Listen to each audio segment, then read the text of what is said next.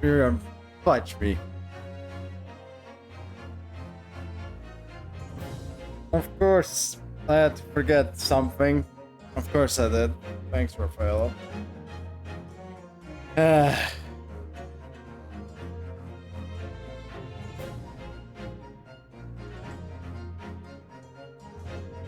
I just had to fucking forget shit. Okay. Well, at least I got warned in time before I kept going, didn't I? God damn it. I completely forgot. Shit.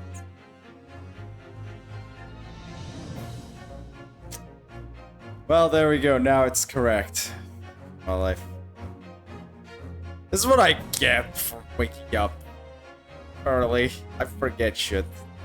Well, either way, it doesn't matter. That's not even a good excuse. I sometimes just forget stuff for reals. It's like, I thought this was gonna be the perfect ish start to the stream. And I was wrong. Surprise. Of course. Yeah, perfect start, my ass. Okay, we're gonna give it the good old 5 minutes of. I actually gotta remember where the hell I was. Wait a second. Trial. Okay, we're on 4th case trial part 2. Okay. Yeah, I think I remember. We had finished the first part of the 4th case, and I think we were gonna do more investigation now. See if we can get more clues about this whole case or something. I think we're about to get into the second investigation part where we go around the city and the locations, the crime scenes, around the crime scene and locations that are of importance. Looking for more clues. I think that's what we're gonna do. Now, let me see if I can remember. Our defendant was Soseki, who is charged with being supposedly the one who stabbed a woman in the back.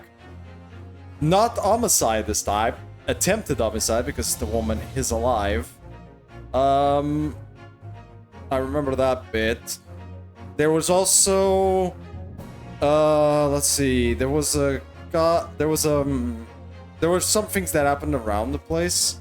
One of them was that there's like a nearby flat where Soseki lives, where he lives in basically the equivalent of a basement, where there's never windows, and is filled with books and books and more books. And the owners of that place basically had a quarrel. So I think had a quarrel up top because of a love letter?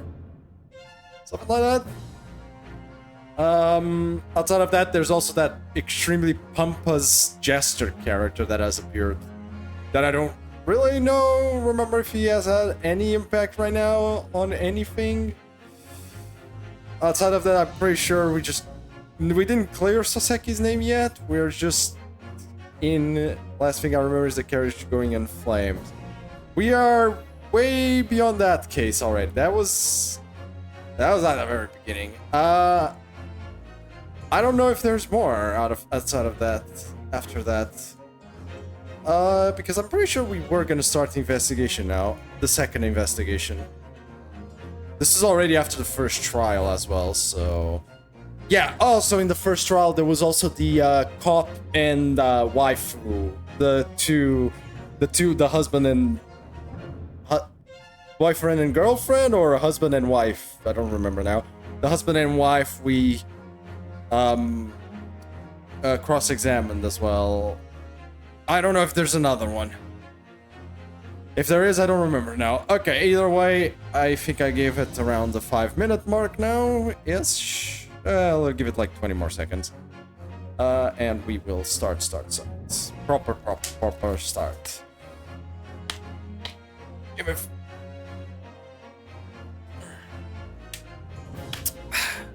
Okay. Yeah, I think that was where we were. I'm surprised I still remember that much out of this, being fair. I don't remember the details, obviously, as you can tell, but, like, I remember some stuff. The Adventure of the Clouded Kokoro.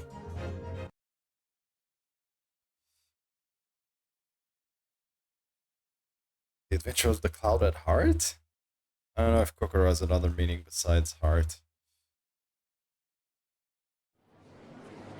Oh, we were still in the trial. Oh, shit. Not bad. Okay. I thought we were done with this already, but I guess not. Shit, okay, 1 second. I need to check the court record for this. I was being a dumbass. I did another 10 on this person. God damn it. Oh, congrats. Okay, I guess we can't complain. No NP1. Oh, my condolences. I wish you had gotten him. I wish I could have gotten Milsey name, but I'll take the Percy. This is the knife. Photograph of the scene with the books all around the place. With the book, The Lion's Pride, that we considered this book, that she found this book which wasn't from... This is the book that was not part of the books that Soseki had. This is the book that fell from the flat all the way from up there because of the quarrel. I got a second one. He's my Fion. He is your Fion. Goddamn. And yeah, we can see the fourth book, which was burned because it came from the flat because of the fire that happened there. Okay. Okay, I think I have my memory back in place. Okay, shit. I've considered the defense counsel's request for a further summation examination of the jury. Question was the flat the place the wife of faked being a maid. Exactly, yes. Yes, it is. It is the one with the wife who fakes being a maid. Not faked, she is faking being a maid. Yeah. Even I had to remind myself a little bit just to make sure I had all the prerogatives in my head of this case. I'm surprised I remember this much still of the case. It's actually impressive. I am impressed that I can even remember this much. It's been a while and I still remember this much. God, this game's good. And I have determined that the court must uphold the defense's judicial right for this procedure. So, counsel, you will now proceed with your second summation examination. I presume the jury is ready, Mr. Foreman. We are, my lord. We are, my lord. Very good. In that case, I must ask of you now to state clearly and concisely before the court the grounds on which you find the defendant guilty of this crime. Let's hear it. Judicial finding. The jurors' contentions. The accused left behind evidence at the scene, didn't he? Those three books of his. If there was some novel alternative explanation about how the victim was stabbed, I might reconsider. Even if the woman was from books, it can't be related to this crime if the window was closed, can it? Dearie me, it was only a little book. Hardly life-threatening, even with a direct hit. Look, I just want to get this one.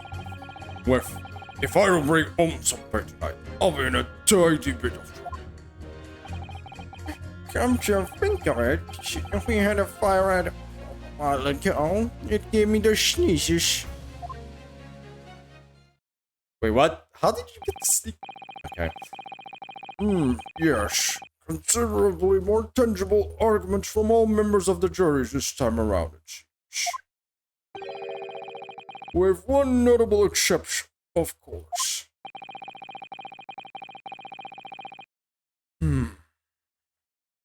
My learned student friend was unable to find fault in the previous witness testimony. So the court must accept the fact that it was indeed the accused being seen fleeing from the scene. And moreover, I missed this. No one else was even at the scene to commit the crime. Well, if the eyewitnesses are correct, it would seem as if the conclusion is somewhat set in stone. I fail to see how it can be argued any other way. That means, I'm afraid that during the summation examination, it's essential that you establish some other demonstrable explanation for the facts. But how? What would even constitute a tangible explanation here? Isn't it obvious? Who stabbed the woman and how? Those two details are all you need to provide. Simply give us a name and a method by which the attack was conducted. And there I was thinking this might be hard. But Mr. Naruhodo, you have to do it. Bro, shut up, vampire. Hey, vampires. Hey, no. He's a cool one. Come on, this guy's cool. Not only has he one of some of the better mannerisms I've seen on a prosecutor, in general, he seems like generally one of the more respectful ones. Yes, he's against you, but realistically, he's not been very antagonistic. Like, not without proper reason, at least. Usually, at least, Van Zieks there is, with good reason, against you. He has not been, like, relatively, like, it's not like, you know, Francisco on the first game, or, like, even Edgeworth on the first game. Or else we won't go further. Basically, in this case, yes, that is true. But being fair, this is already the second summation examination. Like, the first one, fair enough, he let it pass, but, like, even at this point, we've already gone far enough that we need to find, like, don't forget, there's already been a good chunk of Ks at this point. A lot of Ks has gone by. Like, now we have to find, like, one person to kind of tell, okay, who else could it have been at this point? Because at this point, we still have the problem of, technically, no one else was on the street that night. Besides Soseki. Outside of Soseki and her. So, we kind of have to answer how the fuck this happened. So that Soseki did not do it. Basically. That's the issue here. So, in this case, the actual question makes sense. Just in this case. But Mr. Naruhodo, you have to do it. Otherwise, this really will be where the trial ends. No pressure then. That's quite enough preamble. Proceed with the summation examination. I presume you are prepared, counsel. Oh, yes, my lord. Alright, Ryunosuke, focus your mind now. I kinda need those slaps to the face right now to wake up. Clearly, the key to this summation examination is going to be juror number 4, the maid. Or should I say, Miss Garideb. We have a book that disappeared from the Garideb's house on the evening of the incident, and a 4th book found in the victim's hand. There must be a way to link the two. Yes, that's what we have to find. Using every technique I've learned in my short career so far. Whatever it takes. There is one thing I probably should check. Probably the knife itself. That was on... This is the knife on her back. It's chipped. Like, is it inside her body? Just at the tip, a snub piece of the blade appears to be missing. You're right. Well spotted, Mrs. Sato. I wonder what could have happened to it. Yes. You don't think it could still be lodged in the victim, do you? Oh dear. I do hope not. That sounds terribly painful. Well, there's the... Yeah. There's not much else to the knife. And the book... the line's right. It's completely burnt, and I don't think I see anything else.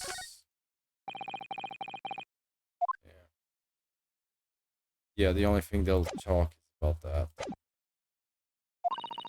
Don't forget to keep an eye on Miss Garrideb and how she reacts, even to the things other people say. Okay, let's see. Jury examinations. Here we go, chat. This is the best part of this game. Your crews love. Okay, I'm not doing it again. Press. But as we now know, there were 4 books, not 3. Well, what difference does it make? There's every possibility that the 4th book, in fact, belongs to the defendant's landlord. Yes, that's the part I have a problem with. Sorry? Well, at the point the woman was stabbed, this landlord fellow was at home one night. Enjoying a fire scrap with his wife or something, he said. That's not exactly how I put it. No. Well, anyway, point is, the fellow and his wife were somewhere else when it happened. I think that's what you call a strong alibi. So it couldn't have been the landlord who did it. Which only leaves the Nipponese fellow. Honestly, I can see what all this palaver's about. It's a done deal, isn't it?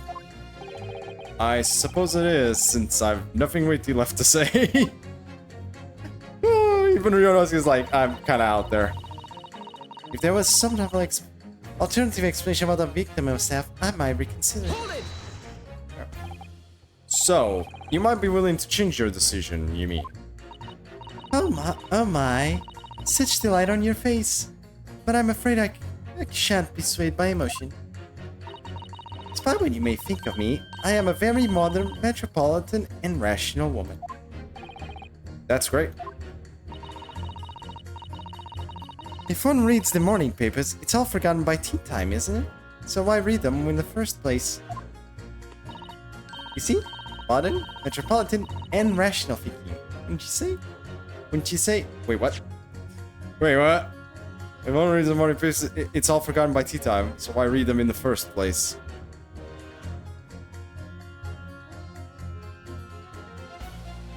This insane esoteric character. There we go. And not at all extreme. As I see it, an overwhelmingly suspicious Japanese man has been implicated by overwhelmingly strong testimony. So, despite one or two minor puzzlements, I do declare that the man is overwhelmingly guilty. Honor, metropolitan, and rational logic, wouldn't you say? Overwhelmingly.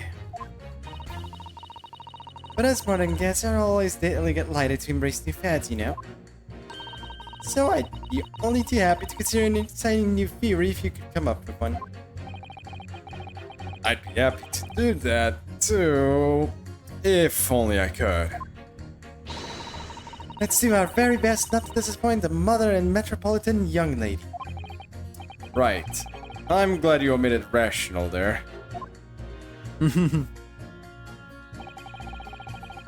Even if the woman was throwing books, it can't be related to this crime if the window was closed, can it? Hold it! But what about the possibility that the window was open? What about it? I mean, there's just no way it could have been. How can you be so sure? I saw Stardew Valley, fun game. Oh, nice. It is a really fun game. Should have never finished that one. Or gotten very far in it. I kinda don't want to play by myself that one. That's a bit of a shame. I've been seeing it, like one of these days I have to go sure to see if we play it. Is this? I have to. I would have been. Unfortunately, never actually either finished or gotten very far. But, meanwhile, Terraria, I've pretty much already finished like 3 or 4 times. Oh boy. Jeez. The prosecutor fellow over there said it earlier, didn't it? Winters in London are no joke. You don't want to invite that sort of cold indoors. Well, Terraria, it really is. It is so fun. It's so good. I love Terraria, realistically. I've played that quite a bit. So no, that wasn't open. As Londoners, like sitting by the fire and staying warm, see? But you couldn't categorically state that the window wasn't open, could you? It just wasn't. They wouldn't have opened it. Then what's the point in even having windows? Huh? Consul! Consul! 1 second. Consul! You will kindly refrain from childish bickering. Sorry. Somehow, I need to show there's an undeniable possibility that the window was open. Because this young man isn't going to budge otherwise. Okay, let's try... Okay, so we need to see her reaction, so pressing on her is probably useless. I mean... Oh, shit. Went too far.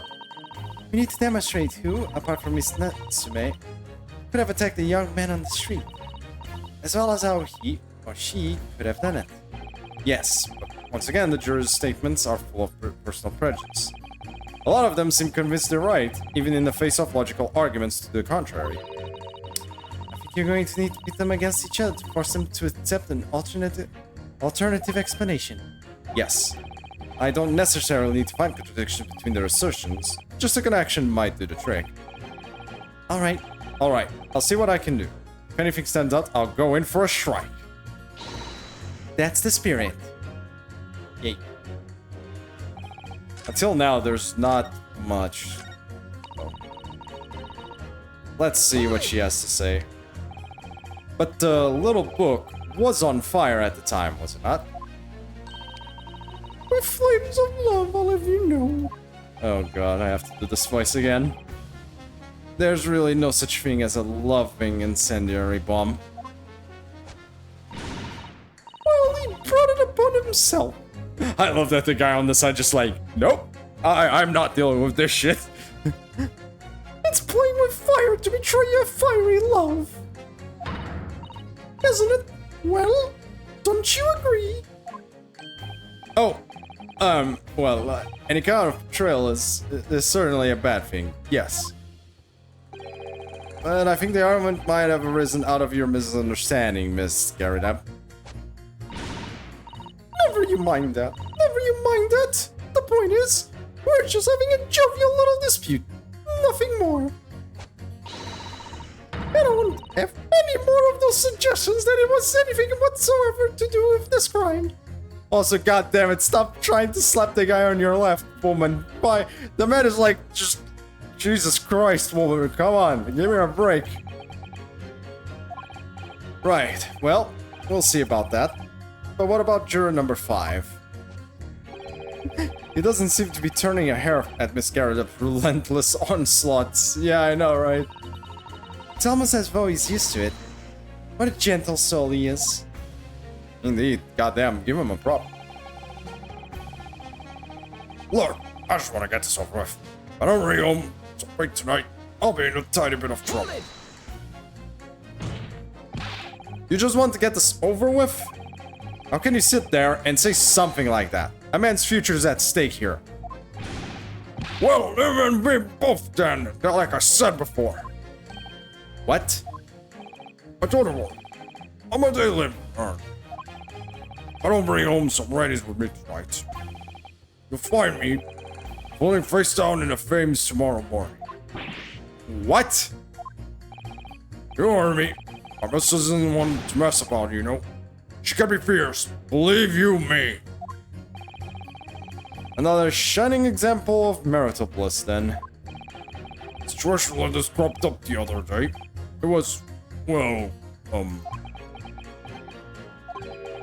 you know, it's funny, but I can't quite remember. Sorry? It was too frightening, that's the thing. I must have blocked it out. Helpful.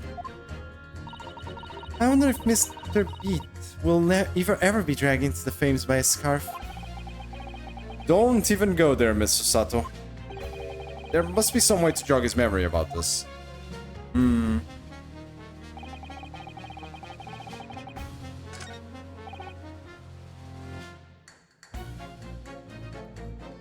We probably have to pit something else.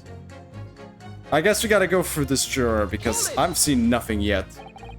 Does that have anything to do with your decision about the defense capability in this case? Sorry, what's that? You'll have to speak up, lad. Oh my god, here we go again. Could you tell us more about that fire? It was last winter. My grandchildren baked me a lovely cake on my birthday. It had 75 candles on the top. What a sight to behold it was. You put candles on a cake? Was it some kind of devil worship? Oh, right. He's Japanese, I guess. Is it because, like, they technically don't... Wait. So is this one of those cases of, like, complete or like, because, you know, Japanese... It's not a Japanese thing or something? I guess? That's what I'm reading here. Of course not. It was an angel cake. Celebrate my birthday, obviously. It seems that's a common custom here in Great Britain, Mr. Naruhodo. Anyway, I mustered all my puff to blow him out. Only I must have blown strong somehow.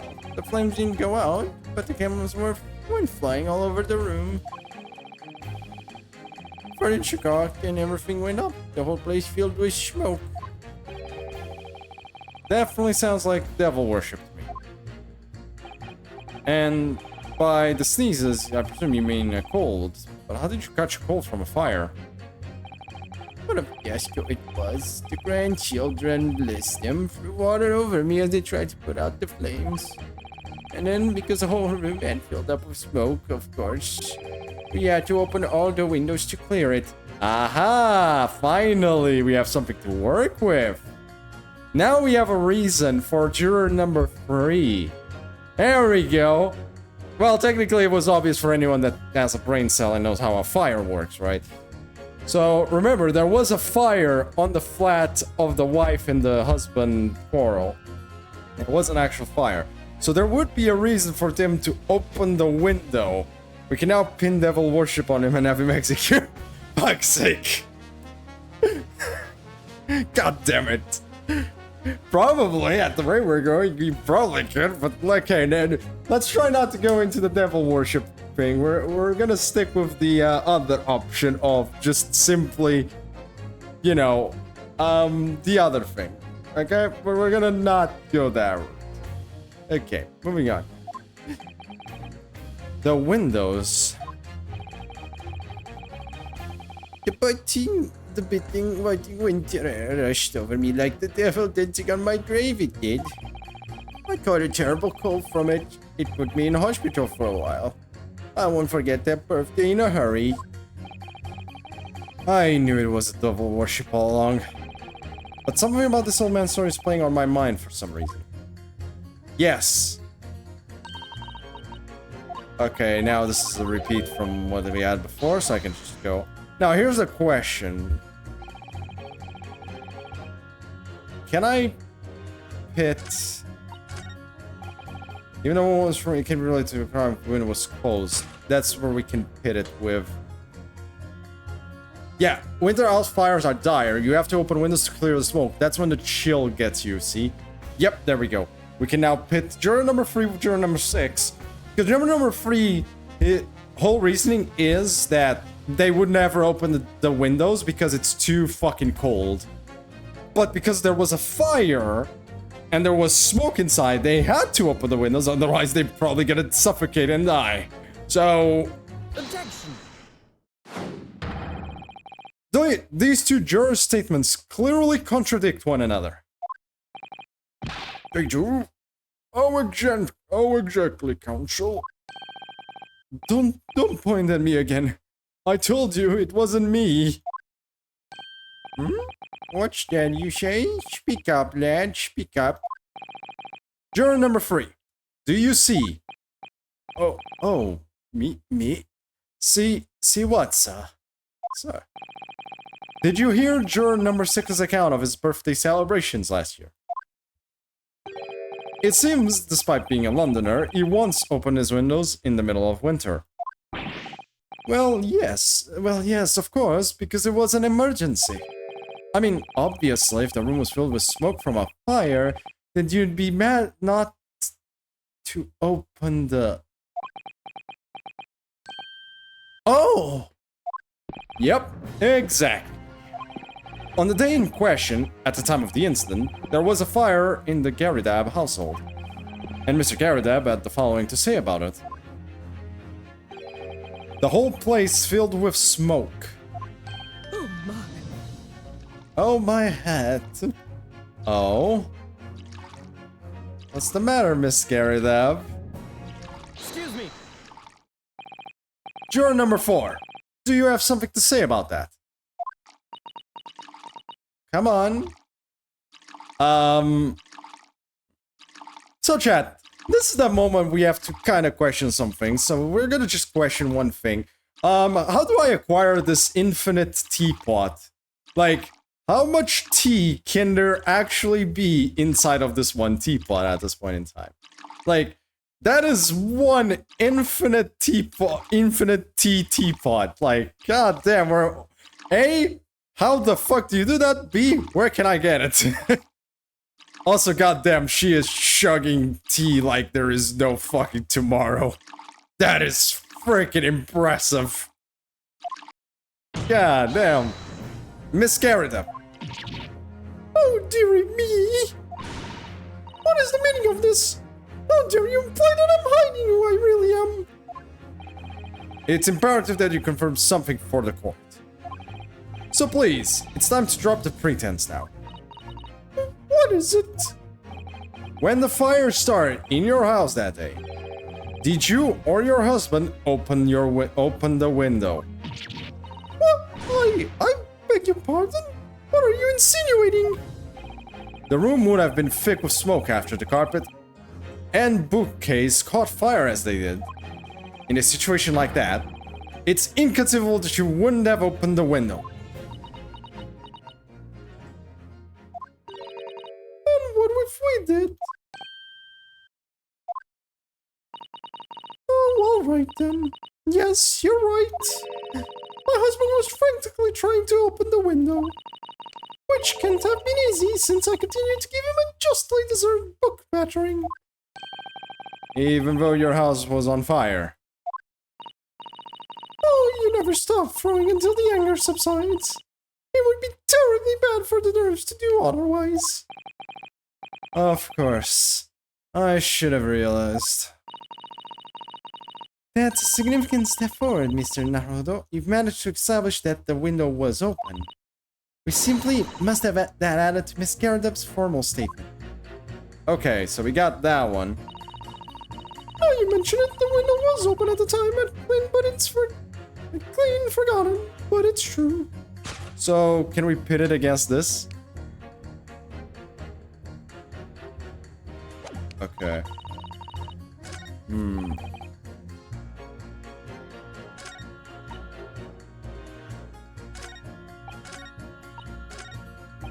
I think we have to press her again. Let's see what else she has to inform. The fourth book found at the scene of the crime shows very obvious signs of fire damage. And the title of the book is The Lion's Pride. Same title, in fact, as the book that Mr. Garadub told us he had been reading. Well, I really couldn't say. Oh boy. On the day in question, did you or did you not throw at your husband the copy of The Lion's Pride that he had been reading? Okay. I did. It was the first thing I could lay my hands on. So I ordered it straight at him. And now you come to mention it. Yes. He was really enjoying reading it. You're right. Why did you not reveal this information to the court from the outset? Because I couldn't, you insult little man. I didn't remember. At times like that, you pick up for whatever you can lay your hands on as well, you know. Whatever you can throw your hands on, she said, right? Could she have thrown more than just books? That's the thing. Could she have thrown way more than just books? I really don't. I barely noticed I was throwing a book, boy. Much less the title of it. Oh. Hello. What's going on here, Mr. Juror number 5? What is it, Juror number 5? You know something? I remember what it was. That memory I blocked out. Huh. It was listening to what the screener was saying. Brought it all flooding back. Who are you calling your granny, you cheeky devil? I'm Miss Garibald the maid. I'll have you know. The man doesn't even flinch. Please tell me that's not because he's so used to being hit all the time. It was about 2 weeks ago now. I just got back home after work, like. I put my hand in my pocket for the wages I just earned that day, and I nearly died. There was a hole. Every last penny had dropped out. Oh dear. What a disaster. You haven't heard the half of it, boy. Oh? The wife was cutting up some chicken at the time. I could hardly get the words out, but I told her straight. I've lost a day wages, love. Next thing I knew, the blood was whistling past my ear. Stuck into the wall next to me, it did, about an inch deep. It literally is one of those. She hears like, you just see like anime style, just a twinkle, just once he says that phrase, you're like a twinkle. Or I just like, not a twinkle, but like, kind of like you just see a red eye and just the knife just passes by and it just. Oh shit. The giant oh shit moment of, oh no, you just pissed off your wife, boy. You are now fucked. You are completely and utterly effed. Oh boy. But yeah. Man, I wish I could see an animation of that scene. Yep. No words. Just terror. I could smell it then, you know. That god-awful stench of the flames. I was sure it was going to end up face down in a bloody bench that night, I could tell you. No, that's a real disaster, isn't it? I'll never use the word lightly again. Anyway, the point I'm trying to make is this. When women lose their rag, they'll throw anything at you. Knives, axes, hammers, you name it. Mr. Naruto, you mustn't think that all women are so short-tempered and unrefined. No, I wasn't thinking that. Don't. Throwing out so hard at people is... well, it's so uncivilized. At least attack with honor, using a bow or the like. That is not better! That is technically worse. That is technically worse. What? Attack? Who are you going to attack? Never mind. Anyway, this man's words could be rather significant, I think. Alright, we'll come back to the bow and arrow thing later. If I dare. Poor Naruto just suffering. Will hurl almost anything at the kitchen knife really brought that home to me.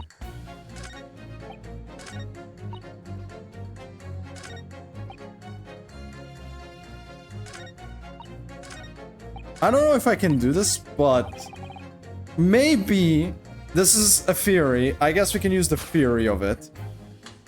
If there was some other terror about how the victim was stabbed, a woman in a rage will hurl almost anything at you. The kitchen knife really brought that home. What if she had thrown the knife and it had fallen?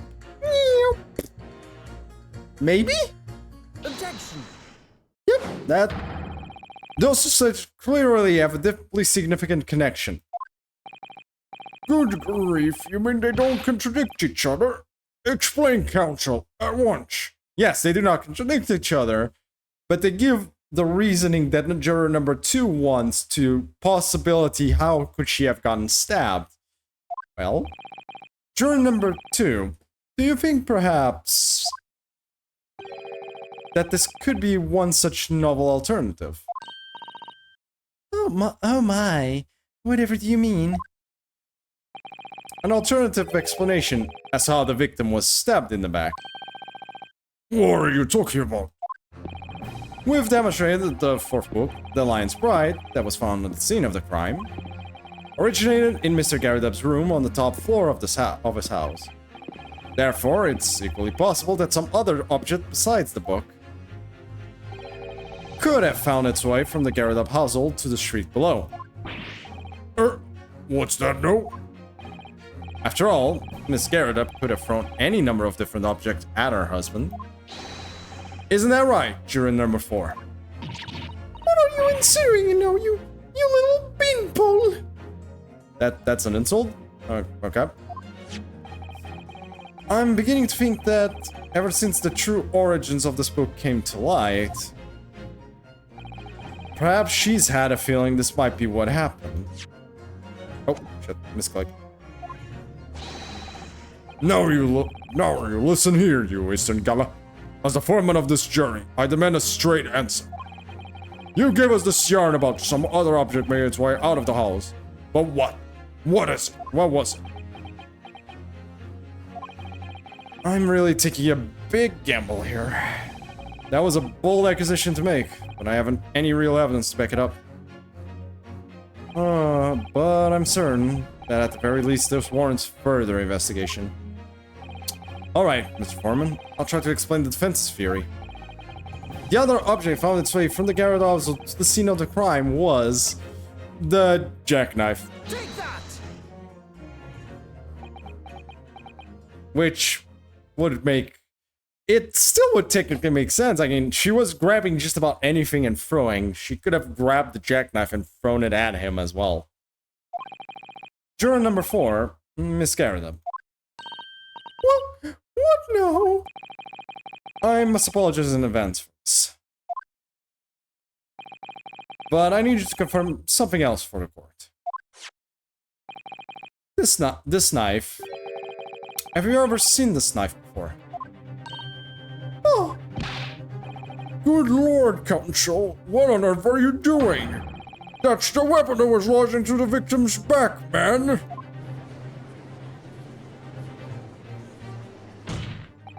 My lord, remember that when the victim was attacked, Mr. and Miss Garrideb were in the throes of an argument. Miss Garrideb was hurling anything she could at her husband, who'd been backed up against a window. A window that had been opened to clear the smoke, and through which a boat sailed to land at the crime scene. You can seriously believe that? The book was found in the victim's grasp. Are you saying that it flew out of the window and across the street to land neatly in her hand? Oh, even my missus hasn't got a name like that. Jack me. Yes, I admit. Yes, I admit. There are many details we don't yet understand. But that's the point. That's precisely why. We must not allow this trial to end. Not right now. Oh my. Oh my. Miss Garrideb, your answer, please. Have you seen this knife before or not?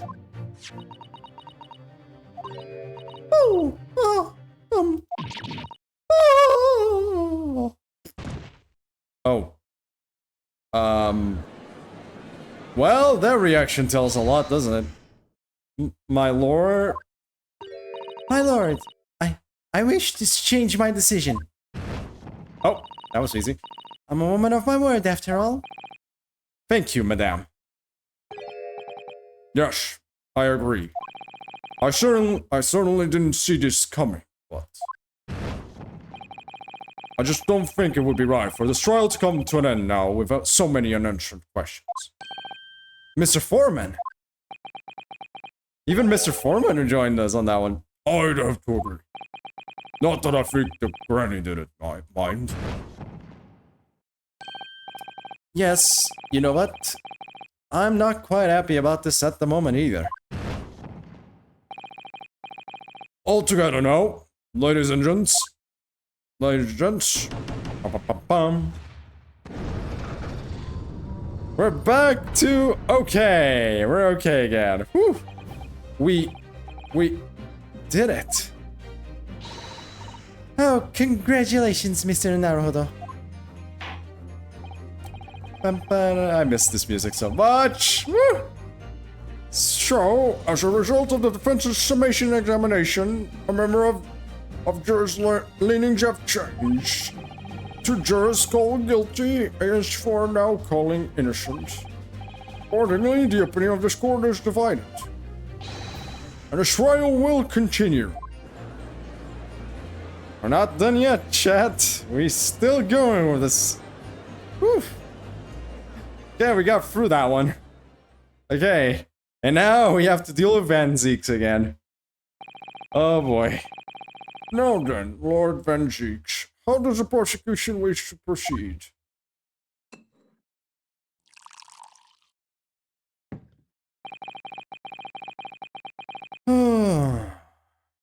This trial is rapidly descending into a farce.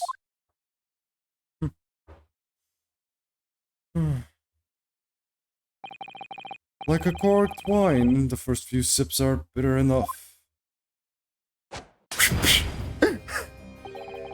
But what follows is so repugnant, it's good for nothing save the gutter. If I may, Lord Van Zeeks, the defense has just put forward a credible alternative explanation for what happened. Credible? Is that your considered opinion, Mr. Foreman?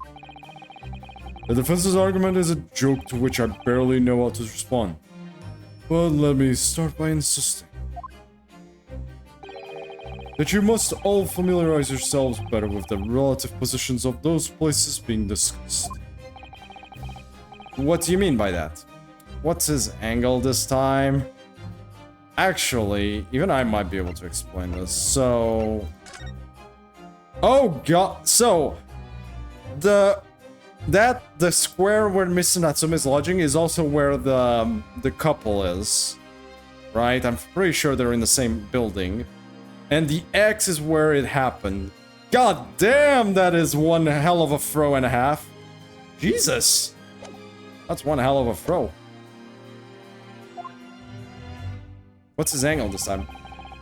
It shall already be more than apparent that between the crime scene and the Garideb household runs a rather wide street, Briar Road.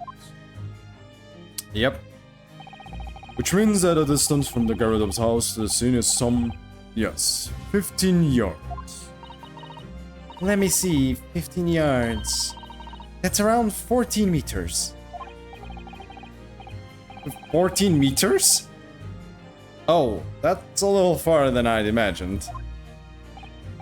And as you, ladies and gentlemen of the jury, rightly noted as having portentous significance, the fourth book was found in the victim's clutches. In other words, the smoldering book, wantonly hurled by the lady of the house, traveled some 15 yards to land on the opposite side of the road, neatly between the collapsed victim's fingers and thumb.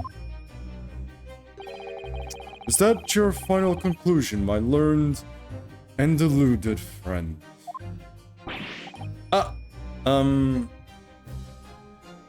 The amount of absolute ridiculous coincidence that it would have to be like... It's like, the book would have to have been thrown all the way to the other side of the road, be caught, and she would have caught it in the middle of the air to land on her hand, and then somehow the knife would have to also do that, all that traveling, and somehow end in the backside of her, which was... I don't know where it turned to where, but yeah, that's a lot of coincidence even for me. But there might be a better explanation to this, which like a giant what if, but we'll get to that when we get to that. I might be right on my what if though. I just don't want to reveal it quite yet. And the junk knife follow a near identical trajectory to plunge into the middle of the victim's back. This fantasy is somewhat stretching the notion of having a bad day for the victim, I think. Even those pathetic serialized detective stories have more believable plots.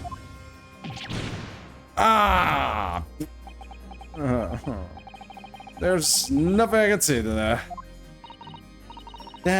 That prosecutor loves the sound of his own voice. You'd say that one again. Mr. Sato. Serialized detective stories are pathetic, are they?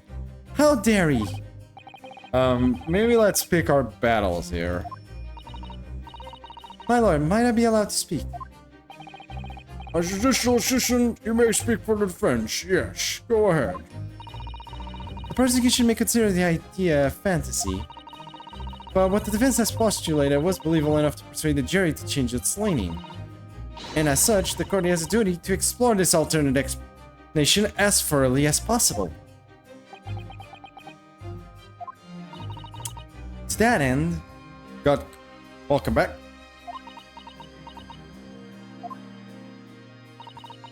juror number 4, Miss Joan Garadeb, must be called to testify and submit to cross-examination. Change alive! A cross-examination of a juror? I mean, she is very, very important to this. Order! Order! Order! Hodor! Damn it, no, we're not going Game of Thrones on this. No, stop me. Well, this is highly irregular. It is unprecedented for a member of the jury to be summoned to the witness stand. Objection! Oh my god, that's his actual voice. Objection! And unnecessary. Should we go with that? What do you think, chat? What do you think? Should I go with the voice more like what the objection said, like objection and unnecessary, or should I just keep with the more deeper, deeper voice I've been doing for Zeeks? What do you think? Should I just go with his objection voice or the other option? Yeah, sure. Or yeah, sure, objection voice, or yeah, sure, the original. So what I was doing before. Objection voice. Okay. And unnecessary. Lord Vengeance. There are already witnesses in the stand whose testimony the defense may further cross-examine. If my learned friend's farcical theory has any truth in it, then both a burning book and a jackknife must have flown through the sky before this couple's eyes. And we must assume they would be able to testify accordingly. What say your witnesses? I have no idea what voice I gave these to. Oh god, it's this one. Yes, sir. Constable Little E.B. to reporting for duty, sir. Did he just wake up? Well. Good morning, officer. Sorry for dozing till now, sir. I haven't slept for a month on account of a villain who's appeared on my beat, sir. Oh, they are so running, these London bobbies. Patricia, my darling, I've been neglecting you, but no more. Oh god, kill me. Oh, Raleigh, my hero, you make me swoon. Very well, I hereby reject the defense's request. Oh. And order the witnesses in the stand to testify again. State forthwith before a court any details pertaining to the defense's alternative explanations of events. Yes, sir! Oh, we tried. Constable Beats report. This case has nothing to do with Mr. and Miss Garadeb. Believe me, a London Bobby is good for his word. You see, sir, the windows on top floor of the Garadeb's house are top-hinge casements. Top-hinge casements? Obviously, If anything had been thrown out of the window, we would have seen it. I didn't leave the scene to go and fetch help, but my trusty Raleigh was there to make sure nothing was disturbed. I didn't take my eye off the crime scene for one moment, sir. Traffic search and report on that front, sir. Oh boy, here we go again. Well, this is quite startling. Top hinged casement windows. That detail was not in the police report, Constable. Yes, I'm sorry about that. I must have been a little drowsy. You cannot excuse your sin of drowsiness every time, Constable. Objection. No, sir. Sorry, but what exactly is a top-hinged casement window? And you cannot excuse your ignorance with just trite remarks, my learned friend. Of course. Sorry. I found it, Mr. Naruhodo. Cast your mind back to the windows in Mr. and Miss Garridub's room. Alright, I'll try. Oh, got it. So the window opens in order to allow air to circulate inside the house. But as a top-hinged casement window, it swings open along the upper edge, you see. Oh, shit. Oh no, that's a bad thing for us. I'm glad you've my bad. I'm glad you've rectified your ignorance. A casement window's most prominent feature is its stay, a metal bar which prevents the window from being opened beyond a certain amount. It prevents it opening? This is all news to me. Absolutely correct, sir. In other words, if a book or knife were to have been thrown through the open window, it would have clattered against the pane and fallen straight down to the pavement below. No. You see the problem. Good. Your education in Windows is complete. There was never any possibility of either the book or the knife traveling 15 yards over the road. That is, unless the window pane had been shattered, something with this counter. That can't be. Well, this is bad. Well, there goes my fury as well. Like, how then could it have happened then? Like, pretty much the only possibility is this, right? That is not leading to Saseki dying. The only possibility would be if...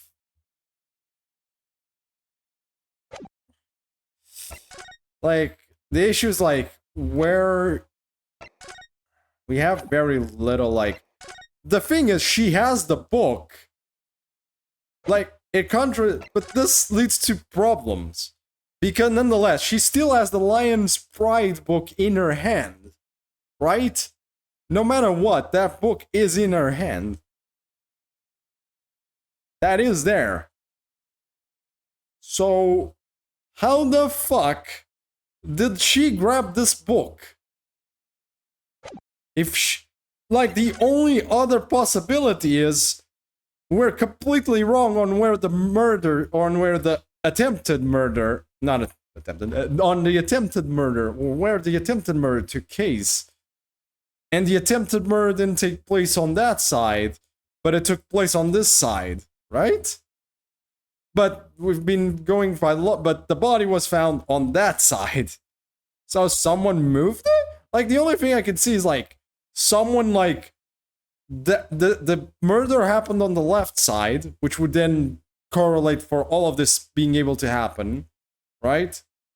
And then someone moved the body from that side to the other side. I give up. I don't know. I mean, that's the only theory that would work at this point. Did you see that, Raleigh? That young Japanese man just collapsed in agony. Oh, yes, my darling. I saw it. I saw how he crumbled before me. Oh, Raleigh, you're so strong. Kill me already. How is this happening? I haven't even started the cross-examination yet, and already my argument's been destroyed. Counsel, if you could drag yourself upright again, the court awaits your cross-examination. Oh boy, here we go again. My lords, my lord. Oh good, another desperate situation. That's like, at this point, this is the average day for you, buddy. Constable Beats report. This case has nothing to do with Mr. Believe me, London Bobby is good on his word. Let's press, I guess. How can you say that for sir? A very good question, sir. And the answer is this. It has the noble founding principles of the force written on it as a reminder to all us policemen of our sworn duty. He showed us that before, didn't he? Did he? I can't say I remember. To patrol the streets of London town and uphold the peace of the common men. It's what the job's all about. And that is why I can stand here today beside my long-suffering wife and tell you Bob's good for his word. Bobby's good for his word. I don't know if that still holds. Does that? I wonder if that still holds for today, but these days, let's keep on the yes, please. While rubbing my tired eyes admittedly, sir. Jesus Christ. Just a second, chat. Fuck is...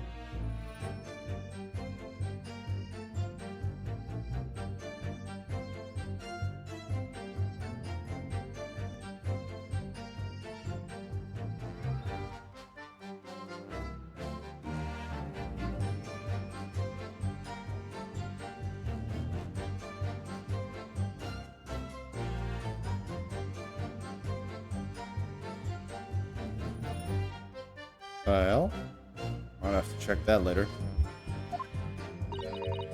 Oh, Raleigh, you're so manly. Of course I am, my darling Patricia. I refuse. No, I'm good. I'm tired of this. No, none of this is what I meant. I meant, how can you say for certain that this case has nothing to do with Mr. and Miss Garida, please? Ah, I see, sir. You should have said so earlier, sir. Yes, well, so could you answer the question? That was a waste of time then. Absolutely, sir. I will answer to the fullest of my abilities, sir. There's a surprising reason why Mr. and Miss Garrida's mystic dispute can't be related to this case. Yeah, at least it's nice. But before I get into that, sir, just one thing. Yes? I'd very much like you and all your countrymen to understand the great British institution of Scotland Yard. So I hope you'll take back some tales of his London bombers and how he upheld our guiding principles. I wasn't planning on going back just yet. I've only just arrived here. So to that end, sir, I'd be happy to lend you my warrant card for your perusal. But I must warn you, you won't be able to get through without shedding a few tears. Thank you. I'll try. Possible Beats warrant card has been entered into court record. Well, we got some evidence now. I just want to check. Okay, principles of policing. Item number 1. A policeman will strive to preserve the peace within its allotted beat. Item number 2. A patrolling officer is expected to walk 20 miles around his beat every day for the furtherance of community relations.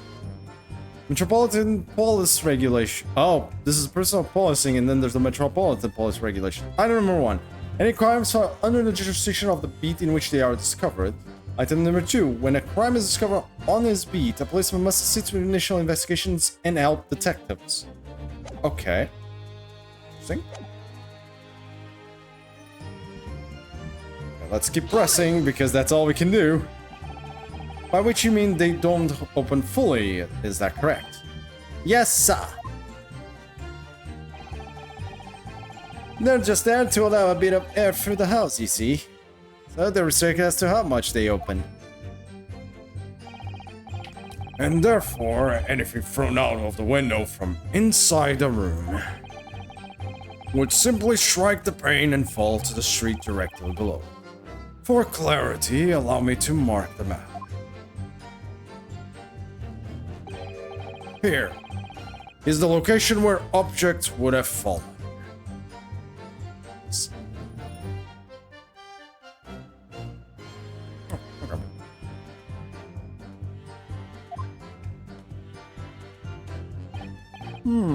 Yes, directly opposite the scene of the crime on the other side of the rather wide road. Would it have been so hard for somebody to mention this top hinge casement thing before? Yeah, fair, that is true. Well, I have another question for you, Constable. And what would that be, sir? How do you even know? Why would you have any idea what sort of windows Mr. and Mrs. Garridub's house is furnished with? Well, sir, that's very simple. You see, I helped with the investigation yesterday. Oh. I'm kind of curious. What's going on there? Do you have something to add, Miss Beat? Sorry. Sorry. You look, well, delighted. Is there some particular reason for that? Oh, I was just remembering. That's all. We really were so lucky. Lucky? What do you mean? Well, of course I feel terrible for the poor woman who was attacked. Don't misunderstand me, please. We were just so lucky it didn't happen on Raleigh's beat. It was so close, you see. Oh, I hadn't realized. Oh yeah, oh yes. That street by road. That's the boundary between Raleigh's beat and the next one. Isn't that right, my love?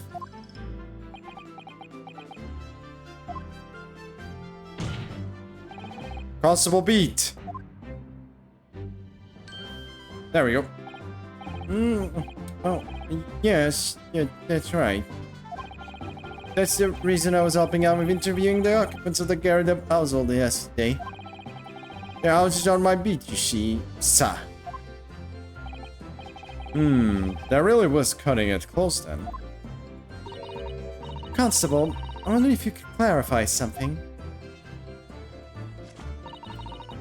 If the Garridub household is on your beat, does that mean that the pavement next to it is as well? Outside Mr. Garridub's house. Yes, ma'am. Yes, ma'am. The pavement on that side of the road is part of my beat. I see. I was unaware of that. Just think. If the woman had been attacked just on the other side of Bio Road, you would never have been able to go for that meal to celebrate our wedding anniversary. That's the life of a Bobby, after all. Extraordinary people are bobbies, tirelessly working for the benefit of all Londoners. Do you know what I think? I think it was the good Lord's way of rewarding my Raleigh for all his hard work. Don't you think so, my darling? There must be it, but my love. There must be it, Prab, my love. There must be it. I think perhaps we should make sure we have that information officially on record. Roy is like the person that always is in his head. He's got a look of constant dreaming. He's basically sleeping while like standing right now, man. Leave it to me, Mr. Naruhodo. I'll take care of it immediately. His files information has been updated in the court record. Okay. And now it's my turn, I think. Okay. I wanted to check the court record to see the differences now. I'm gonna go check. Should be on the case file. Young woman rendered unconscious. Olive green. Rolly beat. Reporting officer. The victim remained unconscious and then was gleaned from her personal details on O. The assailant was seen running away by reporting and was successfully east pavement of Briar Road, east side. Reporting officer Rolly beat.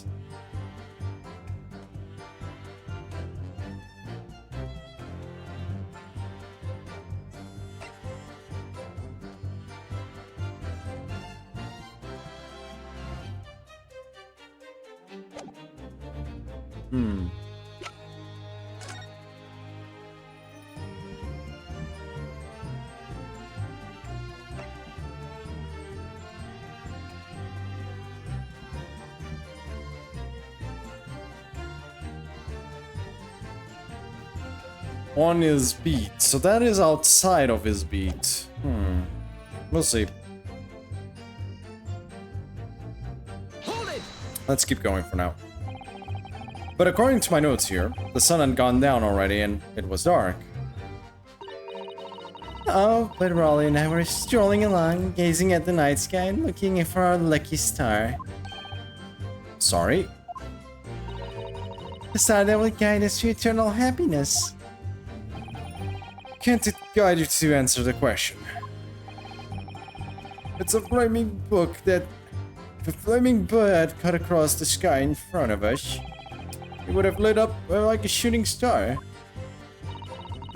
And if I'd seen a shooting star, I would have made a wish upon it. Let Rolly be an inspector, I would have said.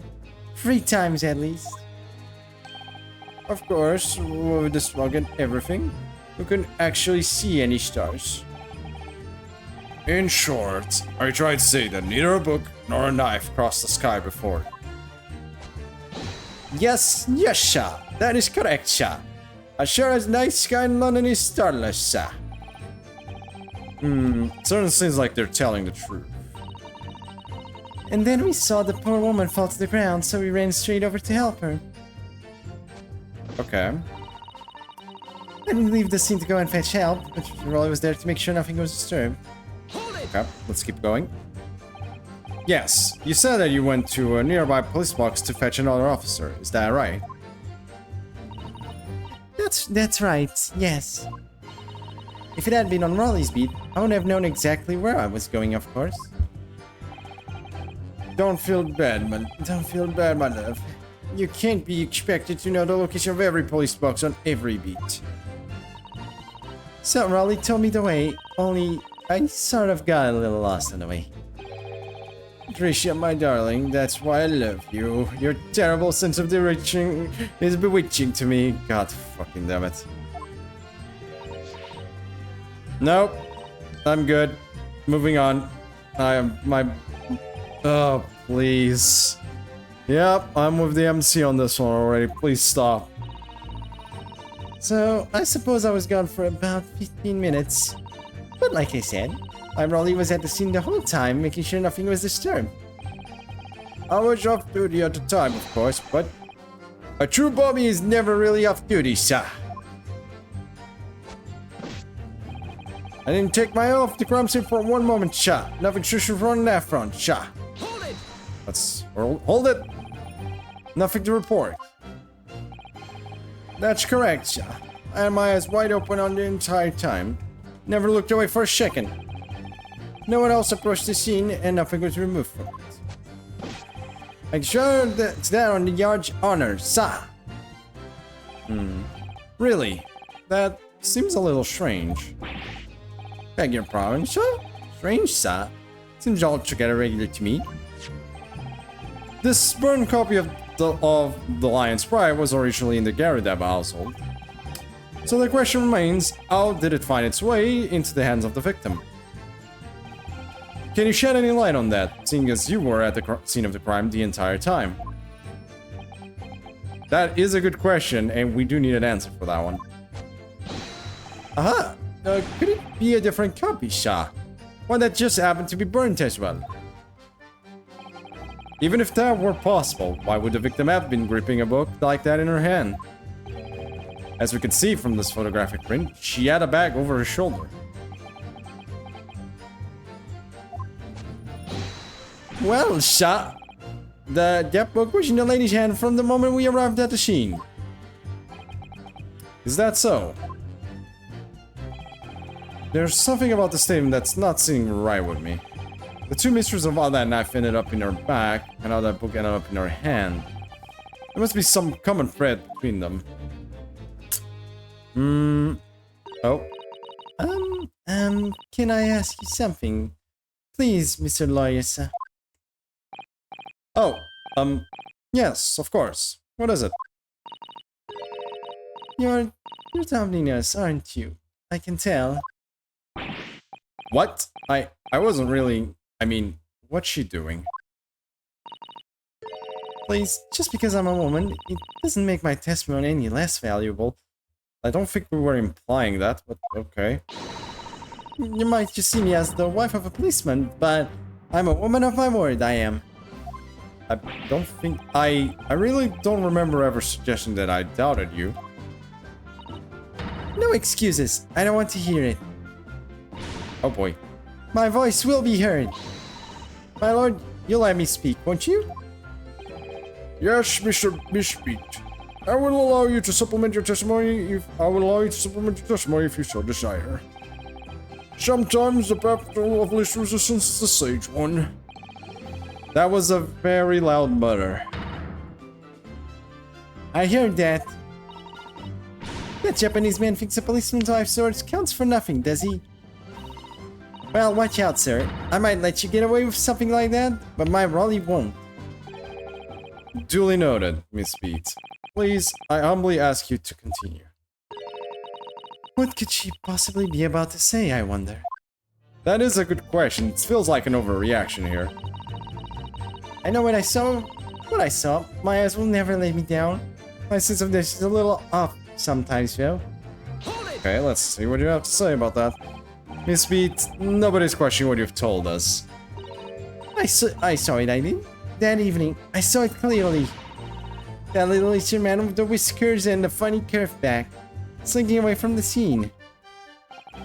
And I don't know what I didn't see as well. I didn't see any flaming books or knives flying through the sky. All very clear. You also mentioned something about having a poor sense of direction. Oh, yes, well, that's a little embarrassing, really. I'm always hanging up in the wrong place when I've made arrangements to beat Raleigh. He gets ever so cross. Oh? Excuse me. Hello? Constable Beat. Is there a problem?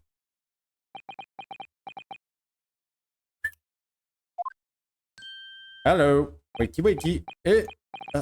No, sir. No problem, sir.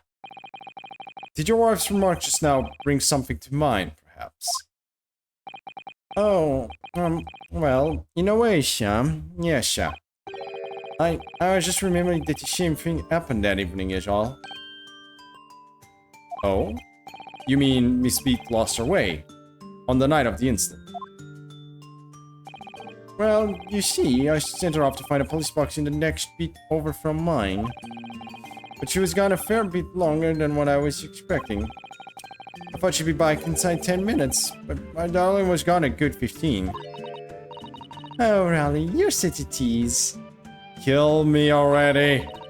The reason I was so long was because of the bouquet, silly. The bouquet? Sorry, no, suffer, goddammit. Sorry, what bouquet are you talking about? Oh, it was a present for our wedding anniversary. Raleigh's so romantic. He saved up for it with carvings and pennies he found in the gutter while doing his rounds. Oh. He's acting a little weird there. Yes. Yes, how romantic.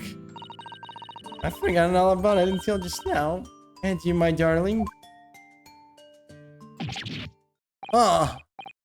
No, yes. But that was just between us. Don't talk about it to anyone else, darling. You have to promise. Interesting. Oh? Why would he not want people to know about a bouquet? Now we're getting somewhere. Suspicious, exactly, chat. Stuff just got let's just say Rolly is very sus right now. Okay, I'm gonna stop. Even I feel wrong. Ugh. I feel dirty. Ugh. I feel dirty after thinking of an Among Us joke. Ugh. Ugh. Okay, moving on. Really? Really? Oh. Oh. What was that all about? Possible Beat looked very obviously troubled during that exchange. I'm afraid I can't offer any useful insight, Mr. Naruhodo. I wonder. Could it be because of this?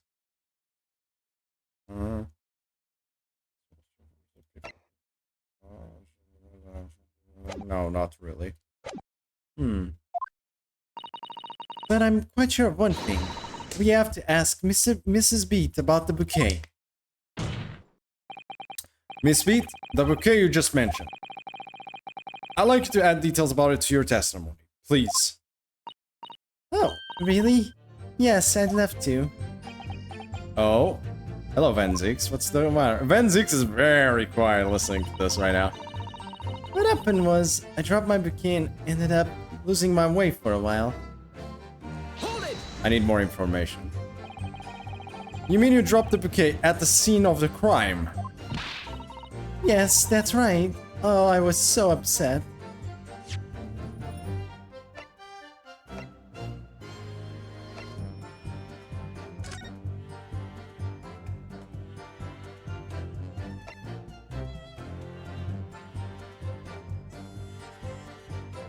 But there were no signs of such a thing.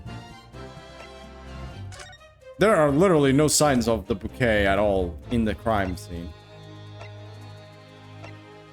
So yeah, we have no evidence of such a thing. I ran over and saw it was a woman with a knife in her back. I was so shocked I dropped the bouquet Rolly gave me. It was in a dark spot where the street lights weren't casting any light, so I didn't notice at first. And then you went to the police box to report it to the policeman whose beat it was on.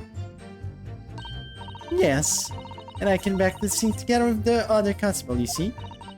That's when I spotted my bouquet again.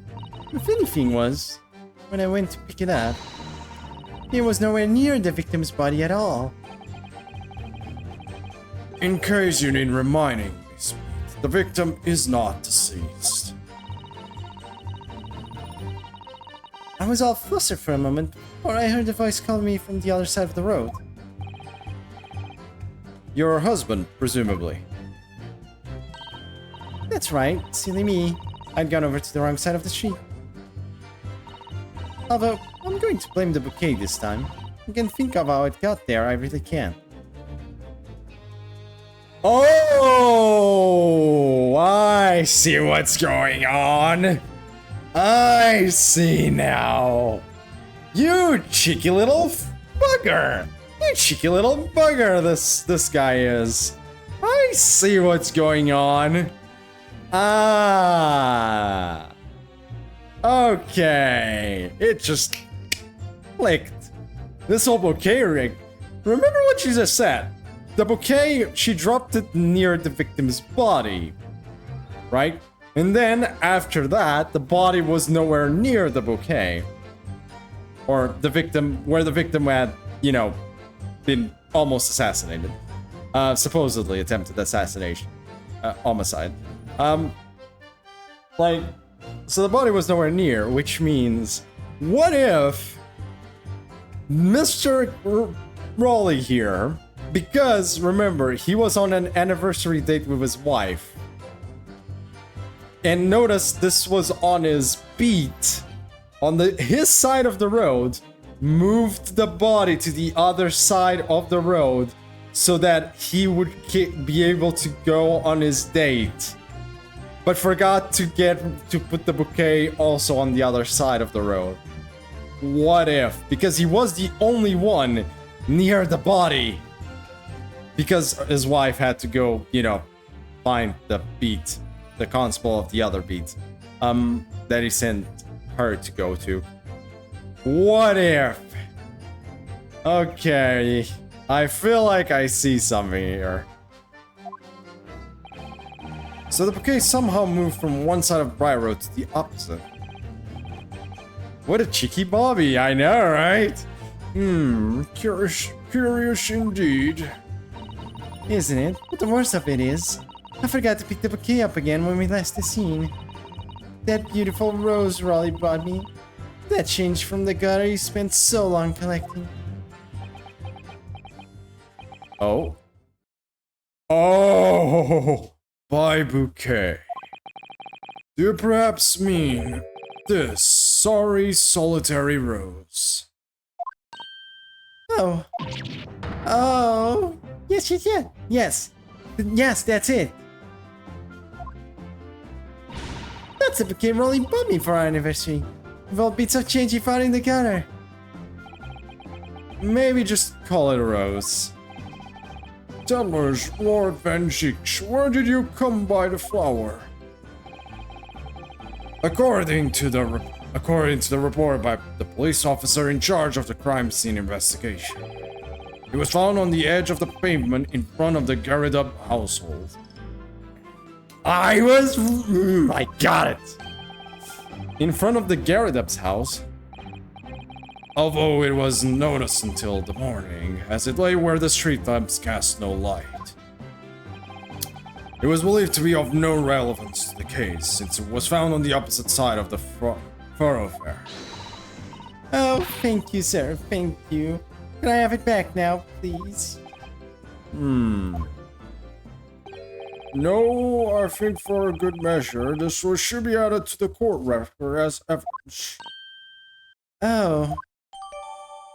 The anniversary has been entered into court record.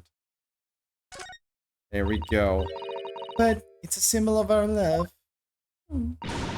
I want it back after the trial. Do you hear me? I want it back. Good grief. Rest assured that I shall do my very best not to forget, Miss Speed.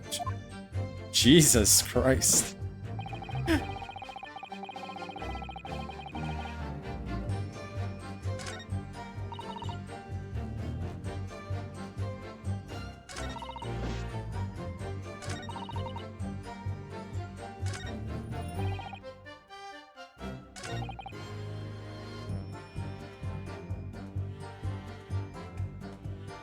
Hold it! Oh, shit, I missed. Like, okay, it's the same thing as before. That's on me. That was me misclicking. No, I am not reading this whole thing again.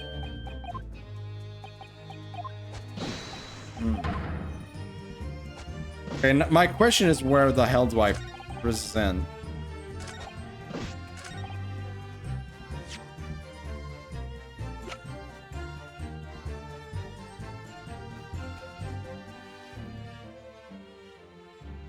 Let's see. Wait, let's inspect, maybe. Wait, there's something there. It's very stylish paper the flower's wrapped in, isn't it? It's just an old newspaper, Mr. Naruhodo. Oh, I suppose because I'm not used to seeing English print. It looks so exotic to me. I see. Something wrong? Oh, no, I just think that if you wrapped a stone-baked sweet potato in English newspaper, it might look like some sort of fancy cake. Ah, Sato-san, you do love your cakes. Okay. This rose. An English rose. It's such a beautiful flower. Ah, this is a rose, is it? I've never seen one before. You take an interest in flowers, Mr. Naruto. I wouldn't say that exactly, but I do know 3 types at least. Gosh, 3? Yes, plum blossom, peach blossom, and cherry blossom. Perhaps you should consider branching out? Learn some that aren't fruit tree based, for example. That seems like a good idea. I'm seeing if there's anything weird, but I don't see anything weird. It's just a rose.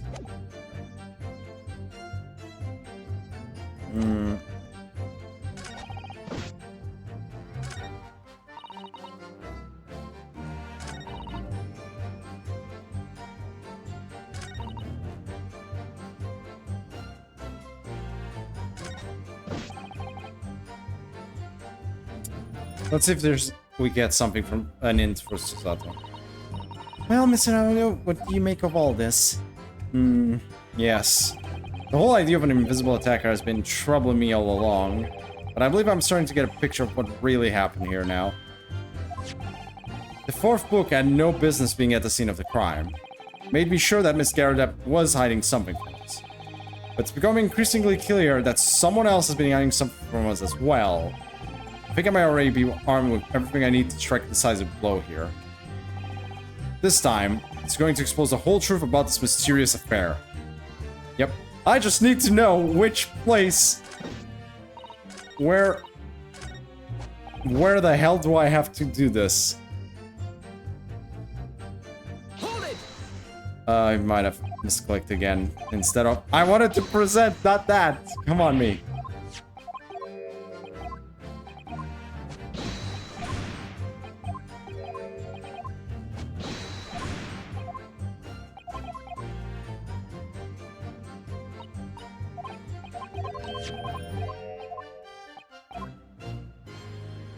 I need that rose. I'm pretty sure, I think it's like on the where nothing strange happened.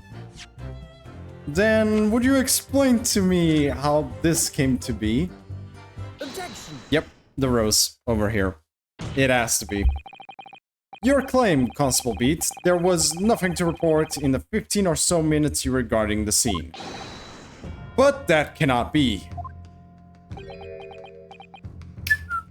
Wakey wakey! What do you mean to say? In your testimony just now, Miss Beat, you explained to the court that when you arrived back at the scene of the crime with the policeman assigned to that beat, the bouquet you had dropped at the victim's side was no longer anywhere nearby. Objection! Yes, on the opposite side of Briar Road, where the victim was attacked. But considering the size of that meager bouquet, if a single sorry bloom can be so described, no doubt it was blown in the wind across the street, back into the gutter where it belongs. Meager? Objection! But if that were the case, why did Constable Beat not testify to the fact? Good point.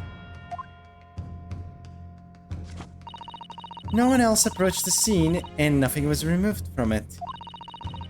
Constable Beat swore to that on Scotland Yard's honor. But the bouquet belonged to me. It has nothing to do with the case. That's why Raleigh didn't mention it, I'm sure. Nope. Because sadly, it's not only your bouquet we're talking about here. More than one thing in this case is mysteriously the wrong way around. What are you talking about? Think about it. Besides Mr. Beat's bouquet, there's Mr. Garridup's book. Yep, because how the hell did it end up on the other side? Mr. Garridup's copy of The Lion's Pride, which was thrown out of the window by his wife, would have struck the pane of the casement window and landed here on the west side of the street. And yet... it was actually found here, on the opposite side of the road, in the victim's hand. Meanwhile, according to the testimony we've heard, Miss Beat's bouquet should have been dropped here at the scene of the crime on the east side of the street. But in fact, it was actually found here on the opposite side of the road in front of Mr. and Miss Garridup's house. There's no logical explanation for those things. Unless somebody deliberately moved them. Yeah, it's like, what the hell happened here? What are you trying to say? The way you're talking, it sounds like you think my Raleigh's done something wrong. Don't listen to a word that scrawly lawyer says! Lecturing on about books and bouquets. Why should we care? It's nitpicking, that's what it is. Oh, good. Miss Garridup's come around. Let's get this rolling. You might call it nitpicking, Miss Garridup, but deliberately meddling with the scene of a crime is a criminal offense. It's called Tampering, Mr. Naruhodo. Yep. But the person responsible for the tampering cannot admit to it. For a very subtle, but compelling reason. Objection! Tampering. You've barely heard the term before. Tell us, my learned ferret, who would possibly have had cause to carry out such an elaborate deception? Yes, there is someone who tampered with the scene of the crime that evening. All the evidence, all the testimony points to that one particular person. Yep. Counsel, I must demand that you substantiate this conjecture. Who are you saying is responsible for tampering with the scene of the crime? Well, chat, if you haven't guessed already who did that, it can only have been Raleigh. Take that! It makes no sense otherwise. Obviously, there's only one person it could have been. Constable Raleigh Beat, it was you. What? A policeman? A member of Scotland Yard? What nonsense. Why would my Raleigh do something like that? There's no one straighter than my husband. Nobody works more tirelessly for the people of London. Miss Beat, you said in your testimony that your husband asked you to go to a nearby police box to fetch the officer on duty. The 15 minutes that you were absent from the scene is the only opportunity anyone had to tamper with it. You're making it up. It's all nonsense. It's all lies. What about the Japanese man with the whiskers? I bet it was him. He did it. Objection! If that was true, Constable Beat would have seen him do it. Yep, he has not actually said that any tampering had been done. Oh. And forgive me for pointing it out, but when you dropped your bouquet, Miss Beat, it was after the defendant had fled the scene. Objection! First, you make accusations about the landlord and his wife. Now you incriminate a policeman as well. But your accusations lack one very important thing. You claim the crime scene was tampered with. But there is only one reason anyone would commit such a reckless crime. To hide something. That's right. He's right. But my husband and I just happened to be there. That's all. So why would we have anything to hide? It doesn't make sense. No, it does. You've offered no motive for this alleged tamper. And until you do, your accusations are nothing but empty threats. Constable Beat had a very good reason for wanting to tamper with the scene of the crime. That's the key to this entire affair. Mr. Naruhodo, have you managed to solve this mystery? Yep, very already. Even I know that that's fine. Counsel, you have made a very serious accusation against a London police officer. If you are mistaken, I'm sure I need not point out that your reputation as a lawyer will be irrevocably damaged. With that stark warning in mind, you will now explain to the court the motive for this alleged temper. Yes, my lord.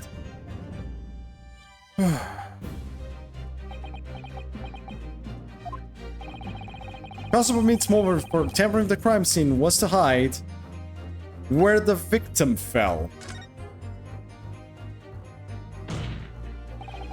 Where the victim fell to the ground. That is what this Bobby had to cover up at all costs. What? What? Where the victim fell?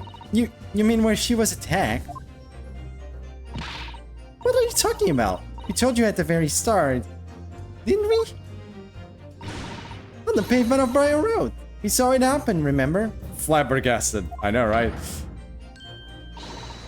It was right here. As if anyone didn't already know. That's certainly what everyone has been led to believe. But in fact, that isn't where the victim was stabbed at all. What? What? What? I can't. My voice can't. I'm beginning to wonder where this tumultuous trial will end, Counsel. If that's your assertion, Then the court is dying to know, my Nipponese friend. Where are you proposing that a crime actually took place that evening? Well, I don't know, on that side of the road. But that's on the opposite side of the road. I don't understand. On the evening in question, Mr. Garridub's book fell directly down from the open window above. And your bouquet, Miss Beat, never moved at all. What did move was the scene of the crime itself. Good gracious, good gracious. Objection! Perhaps you haven't been listening to the ample testimony the court has heard. But these witnesses both saw the moment the attack took place. That's right. I saw it with my own eyes. It was 5 o'clock in the evening and already dark. There was the typical London fog on the ground. When you saw the incident unfold and ran to the victim's aid, that was actually on the west side of Briar Road. No, that's not true. It can't have been. Constable Beat then arranged for you to be absent for a while by sending you for help. And during the 15 minutes you were away, he transplanted the crime scene. He moved all the things shown in the print, the victim herself, the 4 books. He moved everything, in fact, to the pavement on the east side of Briar Road. Extraordinary. But a constable overlooked one thing. What? What did he overlook? The bouquet, I presume. Exactly. The prosecution told the court just a few minutes ago about the discovery of the rose bouquet. Lord Van Sick said it wasn't noticed until the morning, as it lay where the street lamps cast no light. Yes, it couldn't be seen in the dark, obviously. Which is why it was only the bouquet that was found in its original position on the pavement on the west side of Briar Road. And that is the defense's theory about what really happened that evening. How do you respond? Constable Raleigh Beat.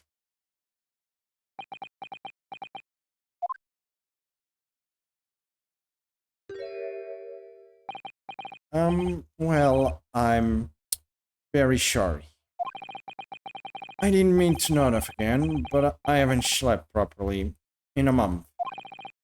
Did I miss anything important? Oh my... Oh, Raleigh. It isn't true, is it? What that lawyer said is all lies, isn't it? I know it is, because you're the most upstanding, righteous man I know.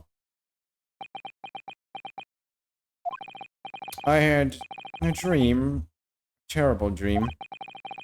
All the things I did that night. Everything come out. Everything exposed. Oh boy. Only it seems it wasn't a dream at all. Good golly. Yeah, I tried. Order! Order! Order!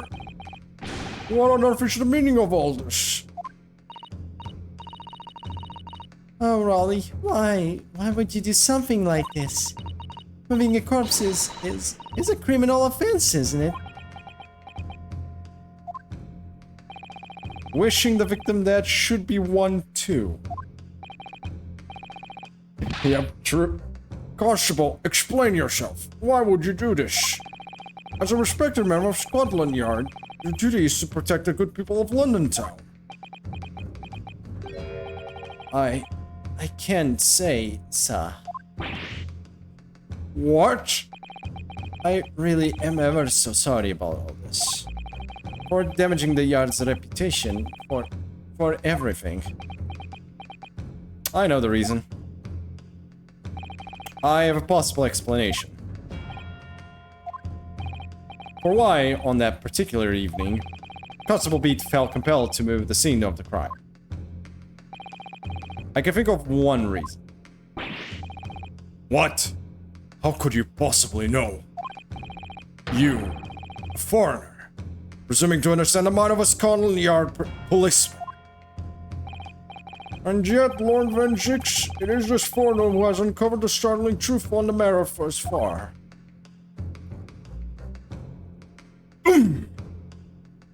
Take that, Venzix. You're great, my man, but, like, he got you there. God damn, I love this judge already. I believe it would be beneficial to the court to hear this extraordinary young lawyer's theory. Counsel for the defense, if you please.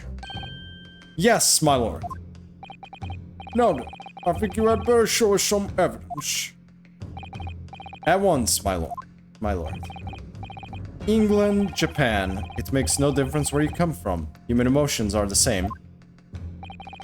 And I think I have a fairly good idea of the feelings behind this man's actions. What gives away the motive for Constable Beat's unthinkable actions? The warrant card that he literally gave us a few minutes ago. I realize that I'm a foreigner, and I have only just arrived from Japan. Which is why all this information about London's so-called bobbies is completely new to me. I've learned that, though honorable, patrolling the beat is the most demanding work in the world, for example. Keeping the peace, looking after the citizens on his beat in all kinds of ways. There's no doubt that the young Bobby's short of a great deal to do each day, certain. But for Constable Beat, the day in question was special. Special? How? On account of this bouquet, my lord.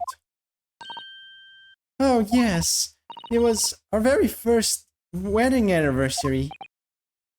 Ah, even Venzix is like, click. Oh no. It's inside his head, just, oh no, I see now. Goddamn human emotions! You idiots! Use your goddamn logical brains. Why do you fall for emotions? Just inside. Constable Beat had worked so hard to be able to afford this simple gift for his wife. And was so looking forward to take her out for a celebratory meal. When he and Miss Beat stumble upon a crime along Briar Road. Yep. When he saw that shadowy figure through the fog collapse on the pavement ahead of them, what must have gone through the man's mind? But sir, just on that one particular day, I was looking forward to celebrating my wedding anniversary. Miss Schmidt puts up with a lot being married to a Bobby like me. I wanted to show my dear wife how much I care. Yep. This is the warrant card that Constable Beat offered to lend me earlier. Inside, among the rules for patrolling policemen, it says, when a crime is discovered on his beat, a policeman must assist with initial investigations and help with detectives. Oh. Oh. Constable Beat. Is that or is that not the reason why you moved the whole scene of the crime that day? He is obligated to help. Yes. Everything you said, it's all right. So that's it. It was all to do with the boundary of your... Oh. Exactly. Summarize. The incident actually occurred on Constable Beat's beat. Good gracious. Good gracious. Constable, do you realize the gravity of what you have done? It was the first time since I became a cop that I'd ever cursed God. Stay close to me, Pat. The criminal could still be lurking somewhere. As we ran over to the scene, I had every intention of doing my duty as a police officer. We've got to report this to the station as quickly as possible. But then it dawned on me. I realized where we were, where the victim was lying, and what that meant for me. When a crime is discovered on this beat, the policeman must assist with initial investigations and help detectives. Why here? Why did this have to happen here? And why tonight, of all nights? Why? Yep. It would have been very... It's a copper's job to guard the scene of the crimes. I told Pat she'd have to go to the nearest police box and fetch whoever was on duty there. It was then, when I opened my mouth to speak, it just came out. I couldn't believe the words that were coming out of my own mouth. This is the next beat to mine, Pat. So only have to go to the place that covers it. So right along Mearsham Street, and then...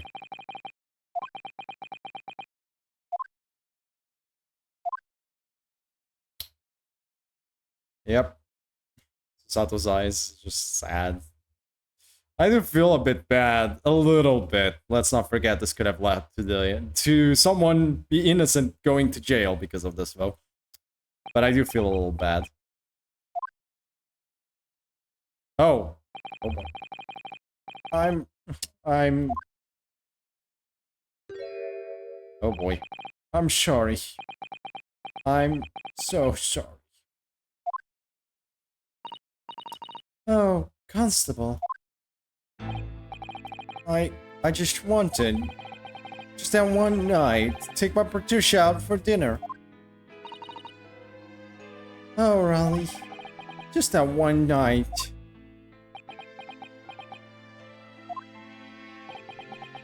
You knew that if the incident was on your beat, your evening of celebration would be ruined. And so you decided to move the entire crime scene outside your jurisdiction. Just across the street, to the east pavement of Briar Road, which falls under the neighboring beat scare. You see, I thought... Well, I was sure the victim was dead, you see. I beg your pardon. Oh, of course he did. Otherwise, my role would never have left the poor woman on the freezing cold pavement. Ah, I see your meaning now. But God got me back for my shins, didn't he? That's why I missed the rose I bought for Pat. Oh no, Raleigh, that was all my fault. I should never have dropped in such a dark place. I'm so sorry, Raleigh.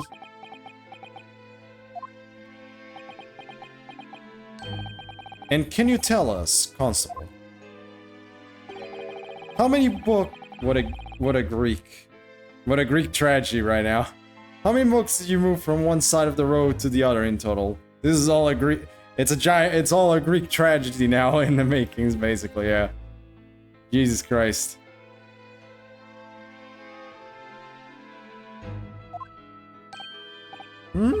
Oh, 4 it was. Yes, definitely 4.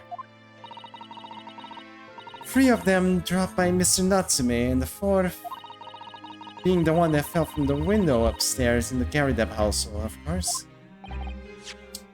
But what made you place that book in the victim's hand? When all the others were scattered haphazardly around, I mean. Oh, well, Sham, that's because that's how I found it. How you found it? What do you mean? When we first ran over to the scene, the victim was already holding the book. So when I moved everything, I made sure it was still in her hand. You're sure it was this book, The Lion's Pride, that the victim was holding? Oh yes, Sha. No doubt about it, Sha. Interesting. The 4th book's information has been updated. And that was in the victim when we ran over to see what had happened. Okay, so now we have that confirmation as well. I thought it was an open and shut case at the time, you see. There were only the two people at the scene. And Pat and me both saw it happen. However, which way you looked at it, it had to be the fellow who ran off and done it, I thought. I couldn't see the arm, really. I didn't think moving it all over the road would make a jot of difference. I suppose this is it for me now. I've had it. My lord? Yes, Lord Van Zeeks. I believe that concludes the cross-examination of the witnesses. Objection. Constable, you may withdraw. Yes, sure. Mr. Prosecutor, sir. What will become of my Raleigh? What will happen to him? For now, you are free to go home. The police will contact you in due course. Please, don't punish my husband. This was all my fault. It's because I'm always moaning at him for coming home late. Nope. This is his fault. Leave it now, Pat. Let's go home. I'm tired. Alright then, my love. One last thing, Constable. Sir? Sure? Let this be a lesson to you. In a criminal investigation, every detail matters, however insignificant it may seem to you. Yes, sir. Carve that lesson in your mind. And never again make the mistake of tampering with the scene of a crime. Huh? Never again, sir? You mean to say... Leave. Now. This trial is not yet over. Sure! Oh, I guess even Van Zeeks has a little bit of a heart, I guess. Yeah, I imagine he will get some kind of punishment, but it seems like it's not gonna be the one... He's not gonna get fired. He ain't getting fired, it seems. By the looks of it, he might actually not get fired for that one. I guess even Van Zeeks has a little bit of a heart. Like, he understands, like, at least he understands, like, why it happened. Okay, that's a fair point. A bit sad, but it's... At least it seems like he's not gonna, thankfully, not gonna be fired for his job.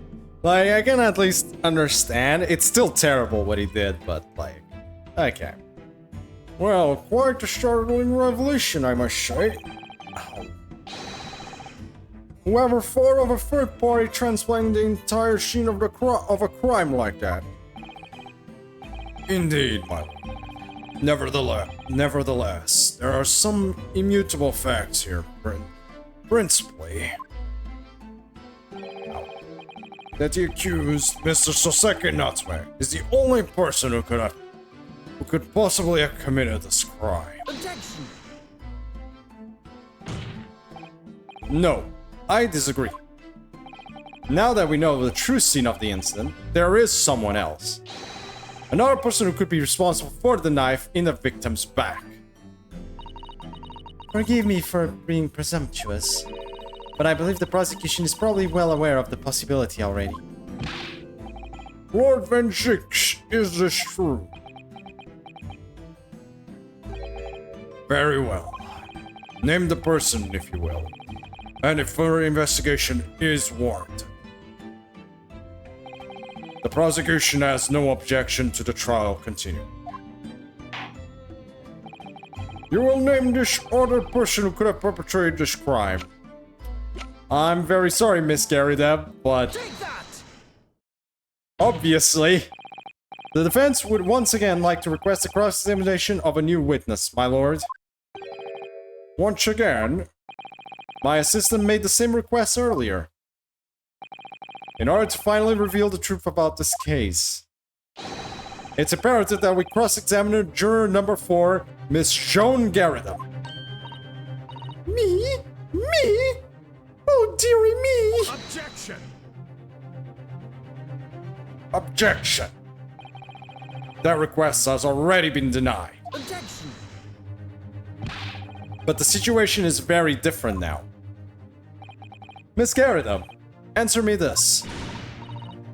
What do you want now, you little toad? At the time of the incident, you were engaged in a violent argument with your husband, Mr. John Garrida. In the course of the argument, a minor house fire was ignited.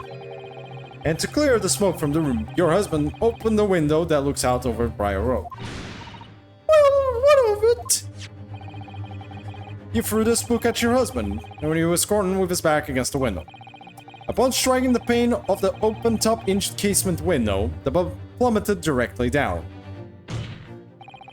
finding its way to what we now know to be the true scene of the incident.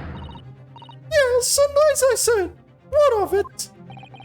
During the argument, you were beside yourself with rage. As such, you threw not just books, but anything you could lay your hands on. So, let me ask you one more time, Miss Garrida. This knife, the one removed from the victim's back, have you really never laid eyes on it before? Oh!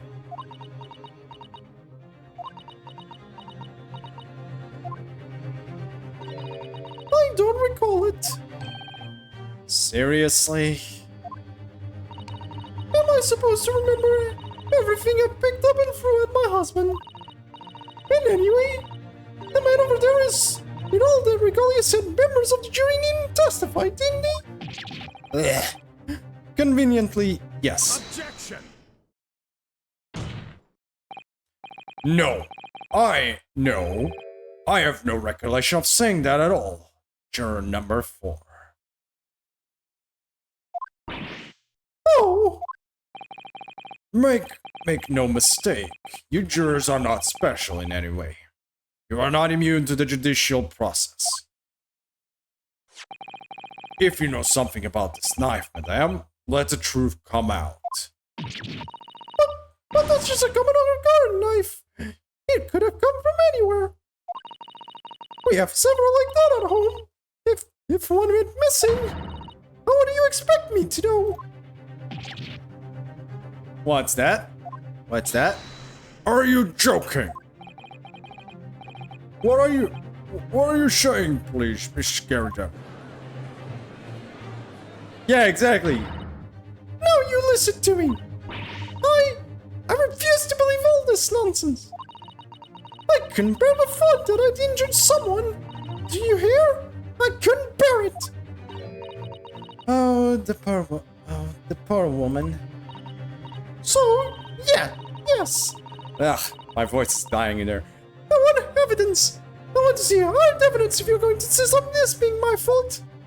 You're going to have to prove to me that I threw that knife if that's what you think. Come along now. Chop. Do your worst. Well, Mr. Naruto, if I had evidence like that, believe me, I would have thrown it at her already. Then take the stand, juror. Oh, Van Zeke. The prosecution does not object to the defense's request to cross-examine this woman. Thank you, Lord Van Zeeks. I like Van Zeeks. I'm going to have to testify.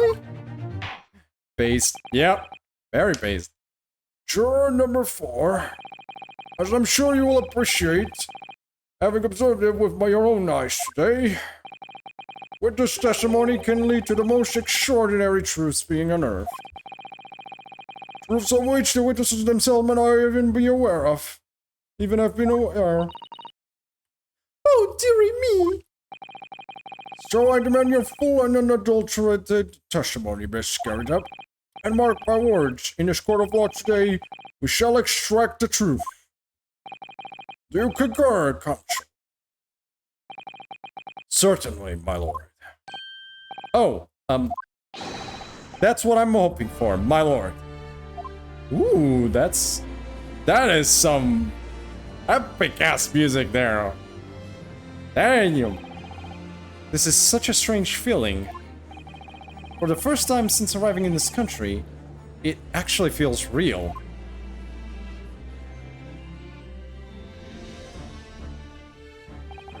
I'm here in the Old Bailey, and I'm a lawyer. So the last case didn't feel real, huh?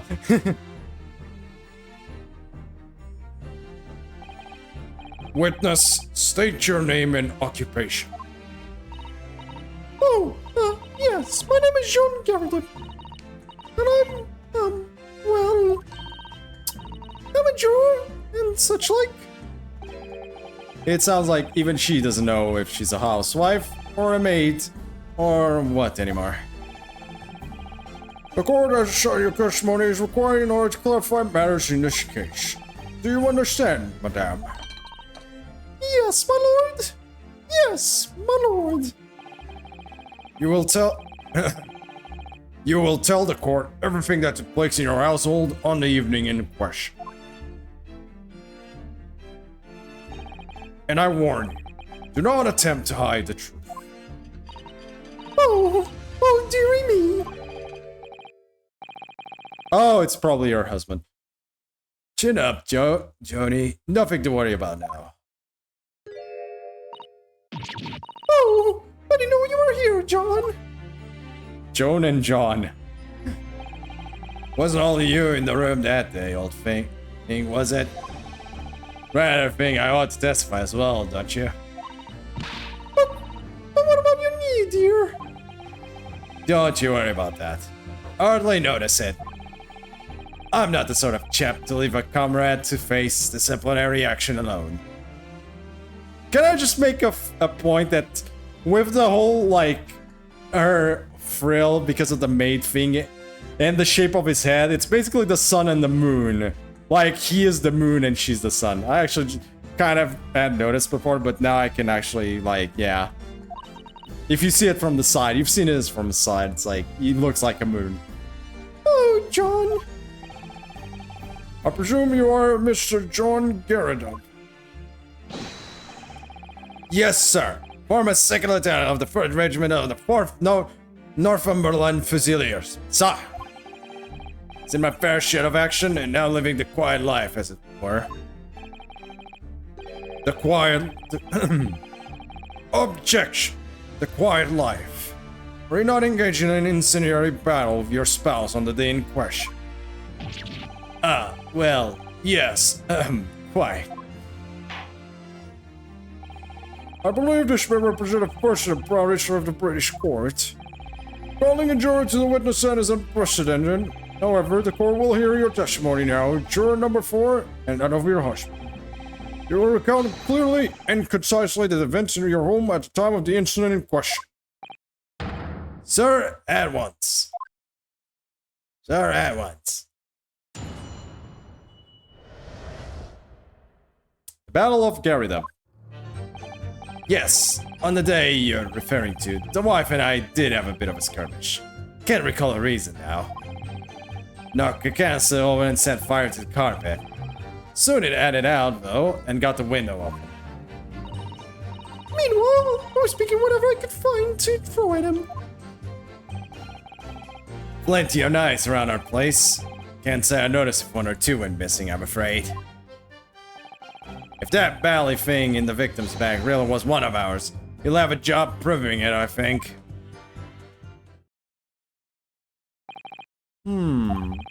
It sounds as though it was quite the battlefield in your household that evening. Although an entirely one-sided assault, it seems.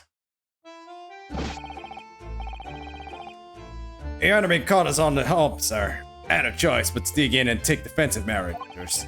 To be honest, if the enemy had kept shelling us for another minute, we'd have been toast. Of course, I've had interests in myself. Is only too aware that on every battlefield, you're just a gnat's whisker from death at any moment. Are we still talking about a marital quarrel here? Well, I must say, I'm dubious that this testimony will shed any light on the origins of this jackknife. Objection. In combat, one's focus narrows such that surroundings are barely noticed. These witnesses may not be able to offer anything more than they have testified already. This may be a dead end. Bendix may well be right. Well, whatever the chances, we only have this last cross-examination to uncover the truth, Mr. Naruhodo. Yes, I'm afraid so. So this is the last one. Either we figure shit out now, or we don't. Very well, then. Counsel, begin your cross-examination. Here we go. Last cross. God, my freaking hell with these voices are hell. Okay, time to press everything, chat. Because that's Ace Attorney gameplay in a nutshell. Press everything. The reason is what you told us yesterday, I believe. Yes, that's right. If I remember correctly, it all started because of a note that was tucked into the pages of a book belonging to Mr. Garida. A rather passionate note, in fact. But Miss Garida found the note, discovering her husband's little secret. And she gave him a mighty number of slaps across the face for it, too. What a shorty state of affairs. Hell on earth, hell on earth. Hell on earth. I say, when a chap says he can recall such things, it's common decency not to drag it all up. And besides, half of it was wide off the mark anyway. Unlikely story. These waters run very deep. And what transpired next after these multiple blows to the face? Okay, knock the candlestick over and set fire to the carpet. Soon add yada yada. Let's see what he has to say there. And the fire also spread to some items of furniture, didn't it? The bookcase, my armchair, anything of mine, really. Just so happens there was some bathwater around that evening, so I slushed that about to put it out. A most precarious situation you put yourself in. Ours is a 3-story townhouse on the west side of the street, where the water main isn't connected yet. Have to draw water from a public water pump during the day if you need any, you see. The watchers are always moaning that they can't get any water at night. Although, that little mustached Japanese man buys water in bottles, I believe. The defendant, Mr. Natsume, you mean? Yes, he received a stipend for his studies, you know, from his home country. Can you imagine being able to brew a pot of tea at all hours? He's obviously very well off. Have you actually seen the state of the man? I believe he uses all of his income to buy books. Well, anyway, the point is, I was able to douse the fire with water, fortunately enough. Meanwhile, I was picking up whatever I could find to throw at him. Here we go. Even though the room was on fire. As far as I was always concerned at the time. It was more important to extinguish my anger than the flames. When a woman wants to throw, she must throw. This is most certainly not true of a suicidal takedown, Mr. Naruhodo. How did she know I was thinking that? So, please cast your mind back and try to remember. Was a knife among the items that you threw at your husband that day? In all honesty, I don't recall. But I feel I must point out that I'm no monster. Let me see. Some bread, a cabbage, garlic, a towel, and a sponge. A napkin. Oh, he's got something. Excuse me. Oh, do you have something to add, sir?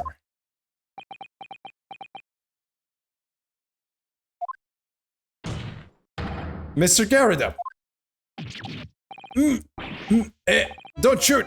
Ah, sorry, I beg your pardon. Did your wife's remark just now bring something to mind? Nothing of any significance, no. Just that the barrage of projectiles the whole thing launched in my direction was somewhat more solid than she implies.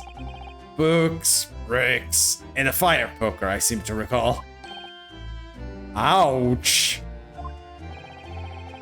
And a woman's aim is uncanny. She landed right here very badly. Ah! Good grief, woman! We're not at home now. This is a court of law. Oh, dearie me. Ever so sorry, dear. What's she even doing with a teapot in here? How is that always hot? And how the hell is that teapot still have tea at this point in time? Seriously. Honestly, John, I would never have thrown such things at you, obviously. Well, take a look at this then. How do you suppose that happened? She reveals hourly SMH, Jesus. Your pipe, sir. Your pipe, sir. I had this thing in my hand as usual at the time of the onslaught. Knocked it clean with one of her soft projectiles, she did, yes. And when I went to pick the thing up, it was broken in two. I'd like to see a sponge do that sort of damage. I see, your pipe was broken. It would never have been sent flying unless it was hit by something pretty solid. Anyway, I've managed to bandage the thing up for now. Oh, you don't want to exaggerate, aren't you, dear? I wonder what we should make of this account. It could be important, just in case. The defense believes Mr. Barrett has remarks just now to be of great significance. Objection. Oh. This war veteran's words only tell us one thing. Betray a fiery wife, and pipes, as well as hearts, may be broken. Sentimental wisdom, perhaps, but hardly worthy of adding to the formal testimony. Indeed, common sense, one might say. Might one? In that case, would you at least permit us to examine the pipe, sir? Well, I don't see why not. Oh, dearie me. There you go again. Trying to ingratiate yourself with a young lady. Very well. The court will accept the gentleman's pipe as evidence. The pipe has been entered into the court records. Well, we're gonna expect that shenanigan. Hope I didn't speak out of turn, Mr. Naruhodo. Nope, it was good.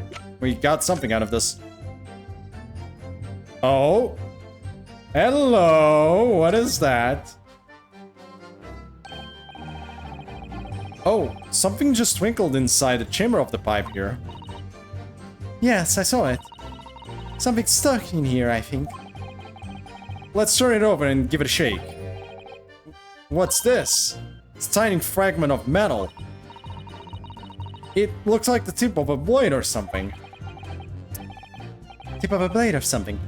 The tip of a blade? Surely it couldn't be. He's been inhaling iron fumes. Oh yeah, holy shit, he's been smoking on this pipe this whole fucking time. Oh shit. The small piece of metal looks like it might be a tip of a knife blade. It was stuck inside the bowl of Mr. Gary Depp's pipe. The rest doesn't seem to probably matter, it's just bandaged up. But we got this now. Remember. Hello? Slight issue here, right? Oh, look here, Mr. Naruto, just at the tip. A small piece of the blade appears to be missing. Wait, part of it's missing? I could be wrong, but I've just got a feeling. You remember this?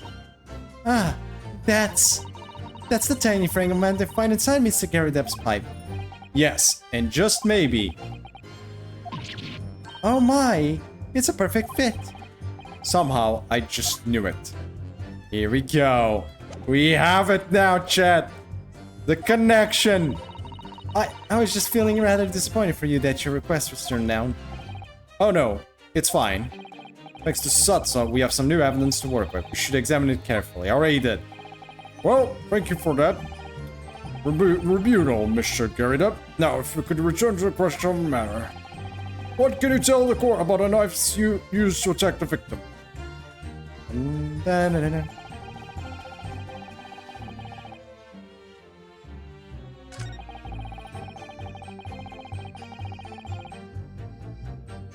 Well, I don't need to press shit anymore because I have just the evidence, my man.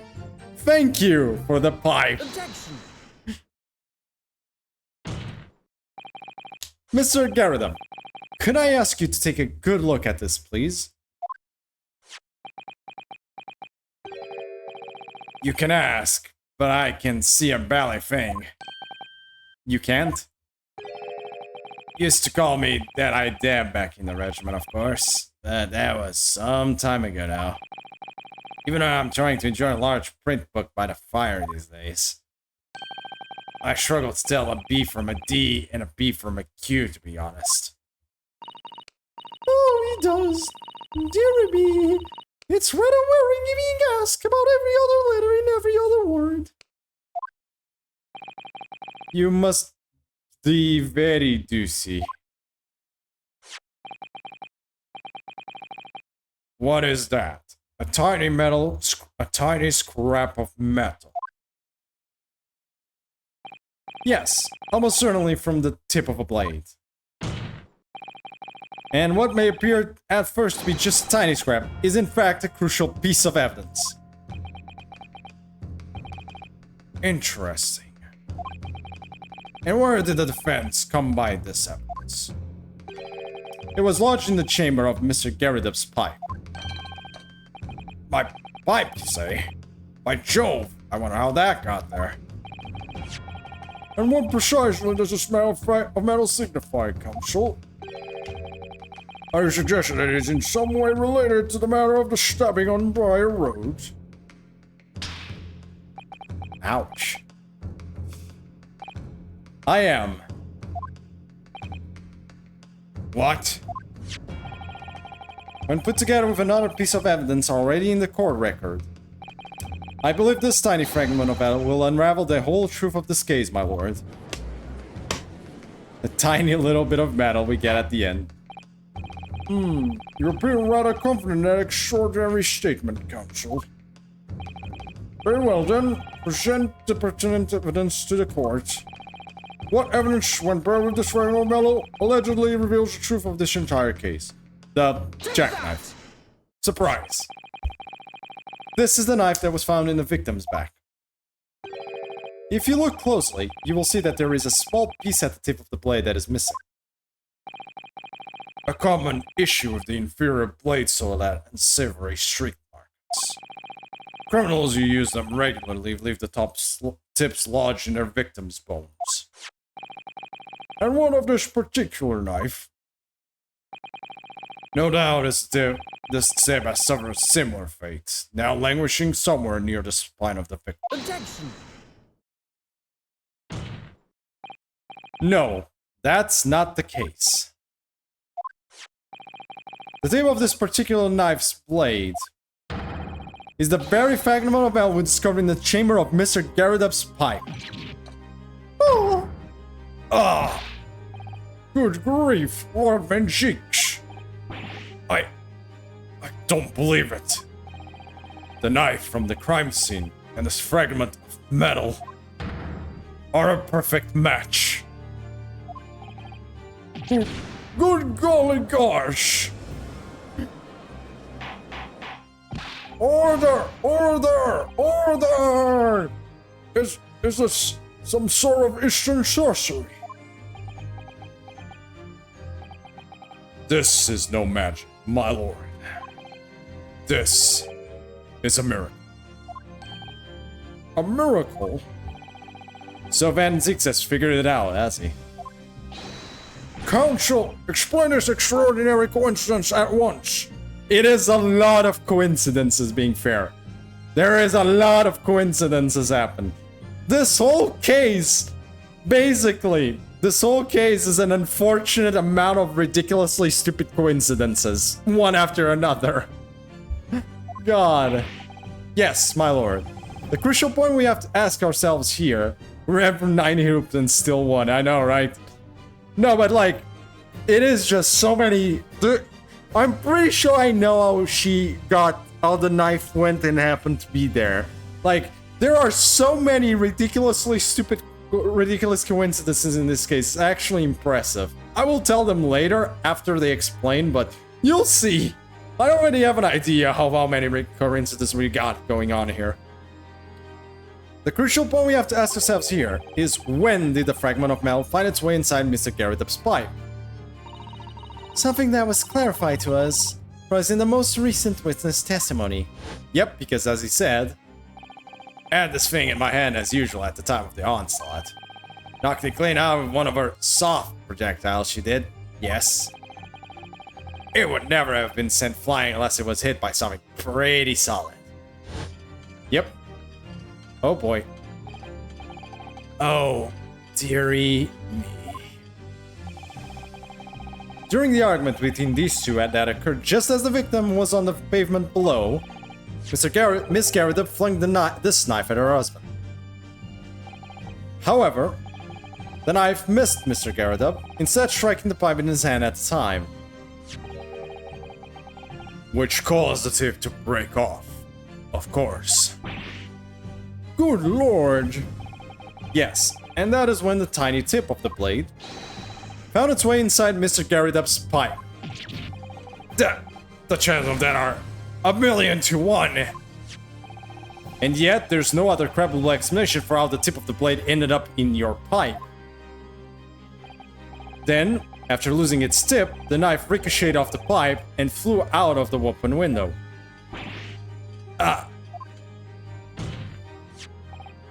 In short, this knife, which fell from the window of Garrett's house, is the very same knife that struck the victim in the middle of the back on the street below. Oh gosh! Oh dear! Oh no! Oh my god, what the hell? Alright. Oh god, that rope is completely screwed there. Oh my god, Van Zakes! Come on! Please! Let me have this! A full-blooded fury. I'll give you that. Accidental murder via marriage squabble. Yeah, basically. A complex bouquet of seemingly trivial points, plausibly arranged to create an almost passable vintage. Allow me to toast my learned friend's characteristically Nipponese approach to bottling his argument.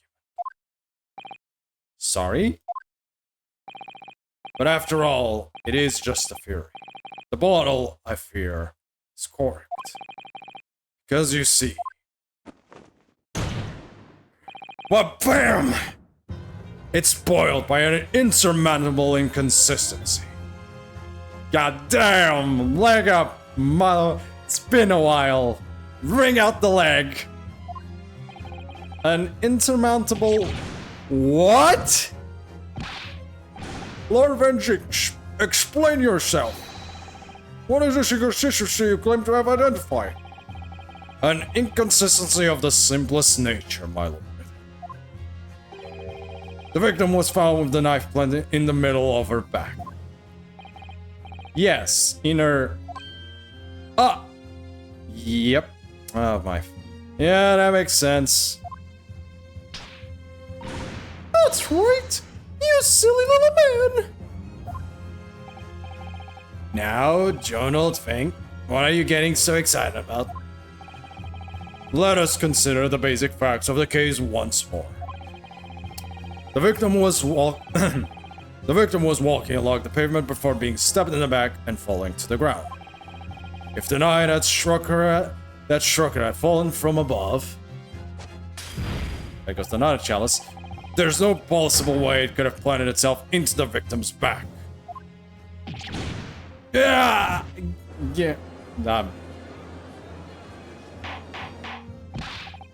Order! Order! Right, you see? That's exactly right. If the knife had fallen on her from above, it would have struck her on the top of her head. Well,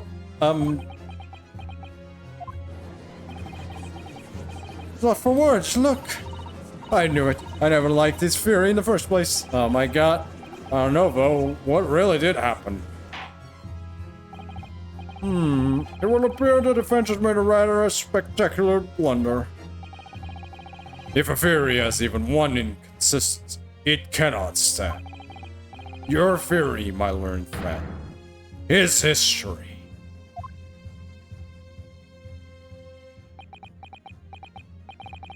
We were so close. I could see the truth. Buddy, we have the answer already, buddy. I was so sure we were on the right track. Incorrect, you absolute dumb-off. But now the way has been blocked completely by just one simple inconsistency. It's not even that dumb of an inconsistency, like, even...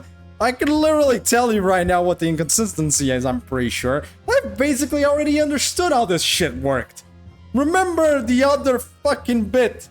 There was two things that fell from Mr. Garridup's place, right? One of them was the book. The book she was holding on to.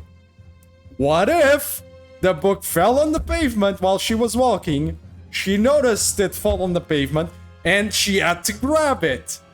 How would you go to grab a book, people? Just, I don't know, like, you're sitting up like this, and their book falls, I don't know, somewhere this way. I wonder how she's gonna grab a book on the ground, like, I don't know, this, and then a certain knife just... There you go. I don't even know if that passed off in the camera, but... Like... Come on! At this point, I've already understood how this works. Come on, MC. Or in other words... We simply need to eliminate that one inconsistency, and the fury will stand. Mr. Sato. You mustn't worry, Mr. Naruhodo. You were just caught off guard, that's all. And your mind went blank. But if the path you were on is indeed correct, then a way will present itself. The key to this is in the core record, I'm sure. All the information you need is there. I already know. It seems you have nothing to say, my Nipponese friend. Well, your silence speaks volumes. Also, goddamn, when I used my arm there, actually wasn't the best. A tacit exception that your field theory is fatally flawed. Objection. Come on, MC. This inconsistency doesn't mean I was on the wrong track. It means that I need to sharpen my mind and dig deeper for the truth. It's a test. Yes. If the knife fell on the victim from above, there's no way that it could have hit her in the middle of her back. Under normal circumstances, that is. What are you implying? Counsel? There is a piece of evidence in the court record that can explain this inconsistency. That can explain how the knife that fell from above could have pierced the victim's back. We already have the answer. Goodness! Utter madness. Surely this must be the last one. Counsel, present the evidence which you speak. Now the thing is, do I present the book or do I present the... Anyways. This is the last inconsistency, the final piece in the puzzle. If I can successfully make sense of this, the truth will be laid bare at last.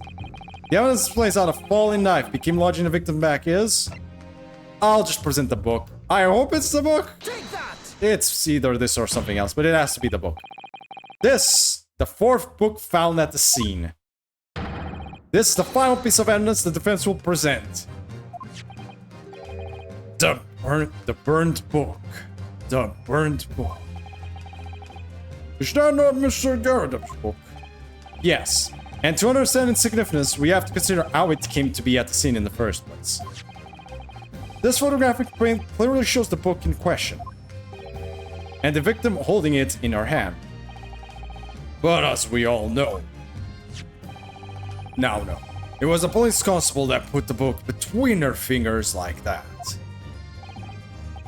Why so, as part of this wholesale transplanting of the crime scene to the opposite side of the road. That's true.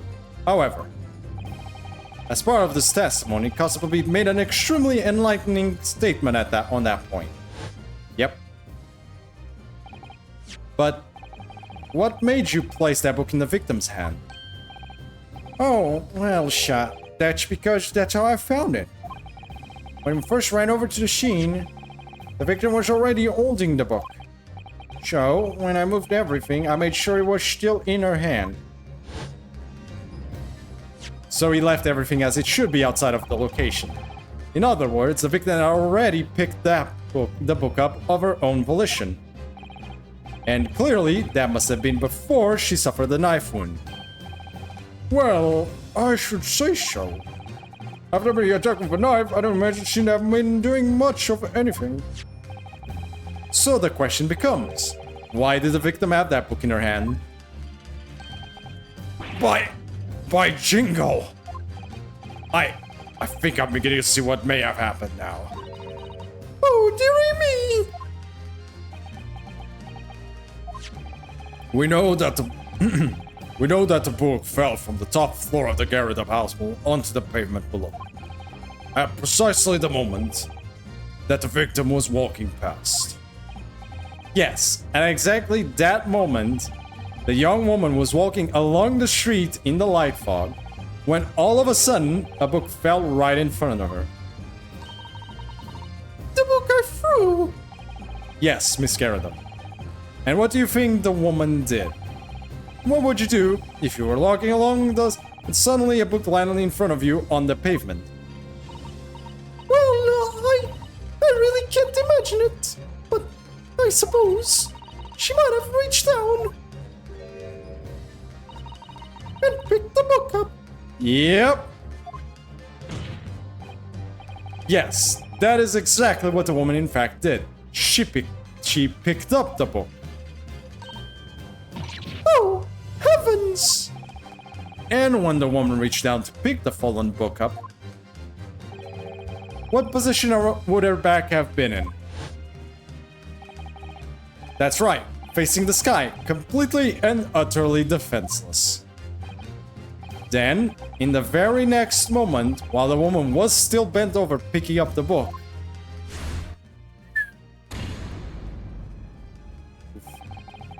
the next object fell from the room above, the jackknife, straight into the middle of her back. And at that same time, walking by chance directly behind Miss Green, was the defendant, Mr. Soseki Natsume. Well, I never.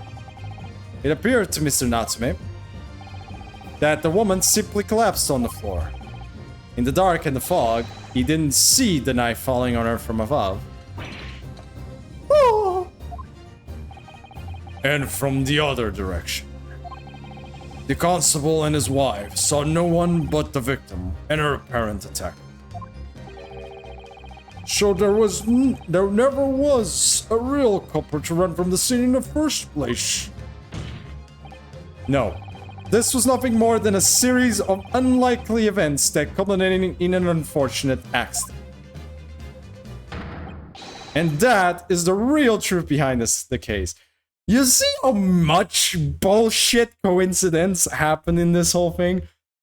It's like the woman coincidentally was walking in that road where coincidentally at the same time a marital dispute was happening, where coincidentally she was throwing stuff where one book fell down first and coincidentally landed in front of the victim, which then went to grab it, and then coincidentally during that quarrel the knife was thrown that hit the pipe, broke, and left the thingy in there, and then ricocheted and went through the window and fell directly in the middle of the back of the woman, which coincidentally, meanwhile, the cop was passing by and saw this, and then which was coincidentally on the day of his day off where he went out for his first wedding anniversary, which then coincidentally made him do all of that shenaniganry and put the body on the other phone. This is the next attorney of all time. There are so many fucking coincidences in this one case. It's actually uncanny.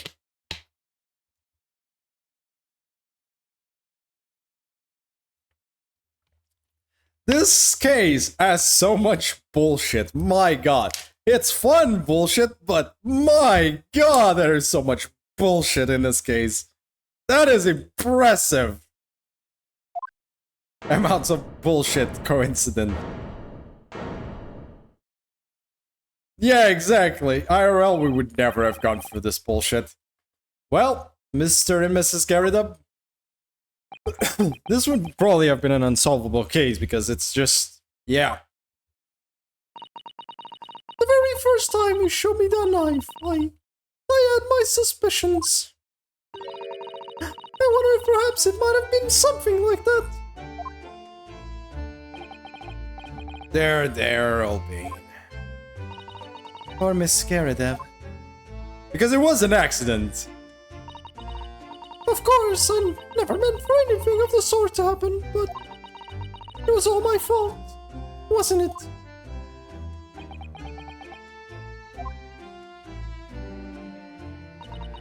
I take full responsibility. I let my anger get the better of me. I threw that book. And I threw the knife as well.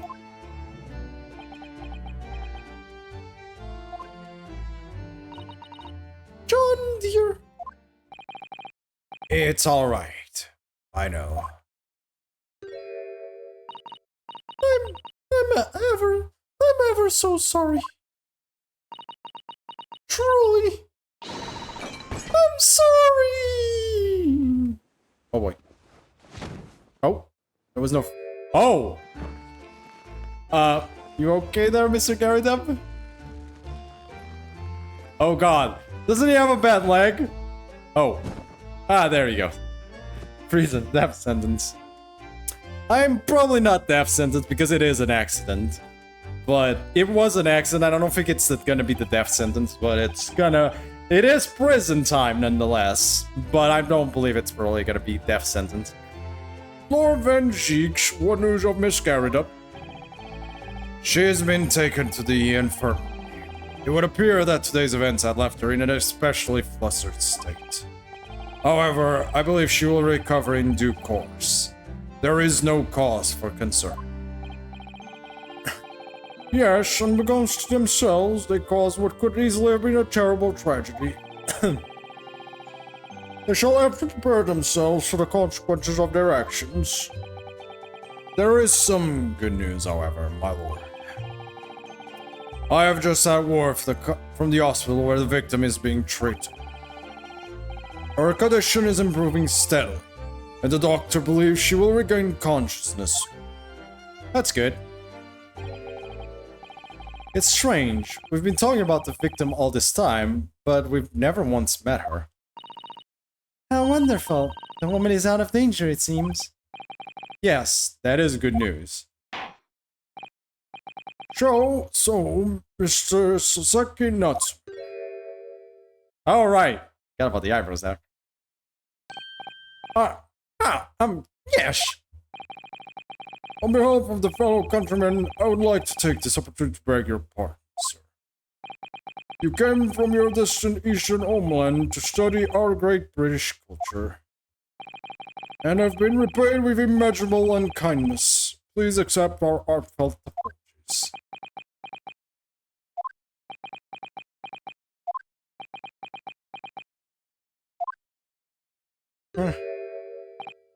No, it is me that we should be begging your pardon.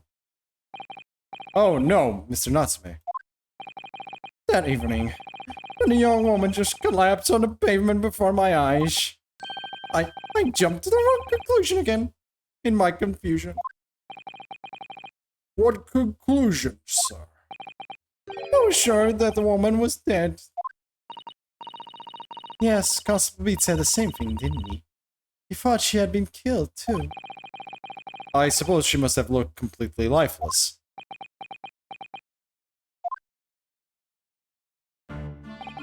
It's been about a year since I arrived in Great Britain now, but I still can't get used to life here. I I can't relax. I'm sure there are evil spirits lurking in the fog. Like they're haunting me. Poor Saseki-san. His imagination really has got the better of him. Yes, poor man. So when it happened, I thought the young woman had been taken by that fog spirit. I should never have dropped my bag, my books like that, and run away. I should have called out for help, for a doctor, for a police. Instead, I managed to create a rift in a relationship of trust between our two empires. And for that, I am truly sorry. Damn. One could indeed say that sort of mischievous spirit has been at work here, I think. One that created a chain of unfortunate mishaps. We're befooled by the spirit and led to false conclusions. But thanks to Lord Venjix and our young lawyer here from the east, that chain has now been broken and the spirit exorcised. I heartily commend you both. Oh. Now then, ladies and gentlemen of the jury. Yes, my lord. In concluding this trial, I must ask one last time for your decisions regarding the defendant's culpability. Are you ready to present your findings to the court? As the foreman of this jury, I can assure you we've reached a fair and just conclusion. I do declare the truth can be extremely cruel at times. Well, I didn't suspect the woman next to me, that's for sure. Sitting in for the old bean while she's out of action. You know, I know that what her decision would be. Does this mean I'll finally be able to get out of here and start work? Well, it's about time. I say, I'll have a corker of a story to tell the grandchildren when I get home, won't I? Very well, ladies and gentlemen of the jury. I hereby demand your final decisions. Mr. Foreman. Not guilty. Not guilty. Not guilty. Not guilty. Not guilty. Not guilty.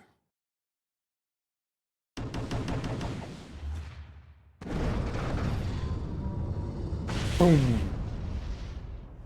Woo! Very well, Mr. Sexnutchman. I hereby pronounce you Not guilty. Rain the confetti. Yay! Oh, fire! And the fireworks. Woo!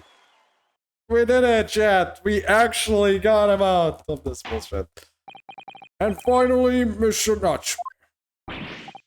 Oh, yes, Lord, sir. You are now a free man once more. It is my hope that you will continue to further your education in British culture. And may you never again be brought before me. Oh, yes, sir. Yes, sir. Of course. On my life, I swear I'll never set foot in a courtroom again. I'm thirst for it to tears. Thank you, counsels. Court is adjourned. Did we break the Van Zeek curse? Well, being fair, it's too early to say if the Van Zeek curse has been broken now, but let's see. 20 February, 3:17 p.m., the Old Bailey, Defendant's Antechamber. Oh, Locum. Wait, you mean me? Of course. Is there not a locum here? Is there even one? Perhaps the original locum student, Mr. Naruto Esquire. Your name has become rather short, hasn't it? What's wrong with using my actual name?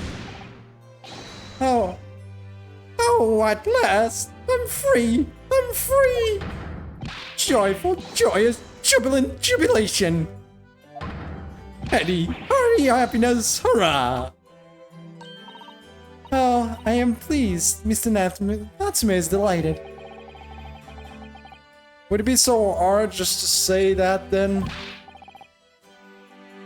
Locum, you did it! You saved me from the brink! Well, what happened to the poor woman was in no way your fault, after all.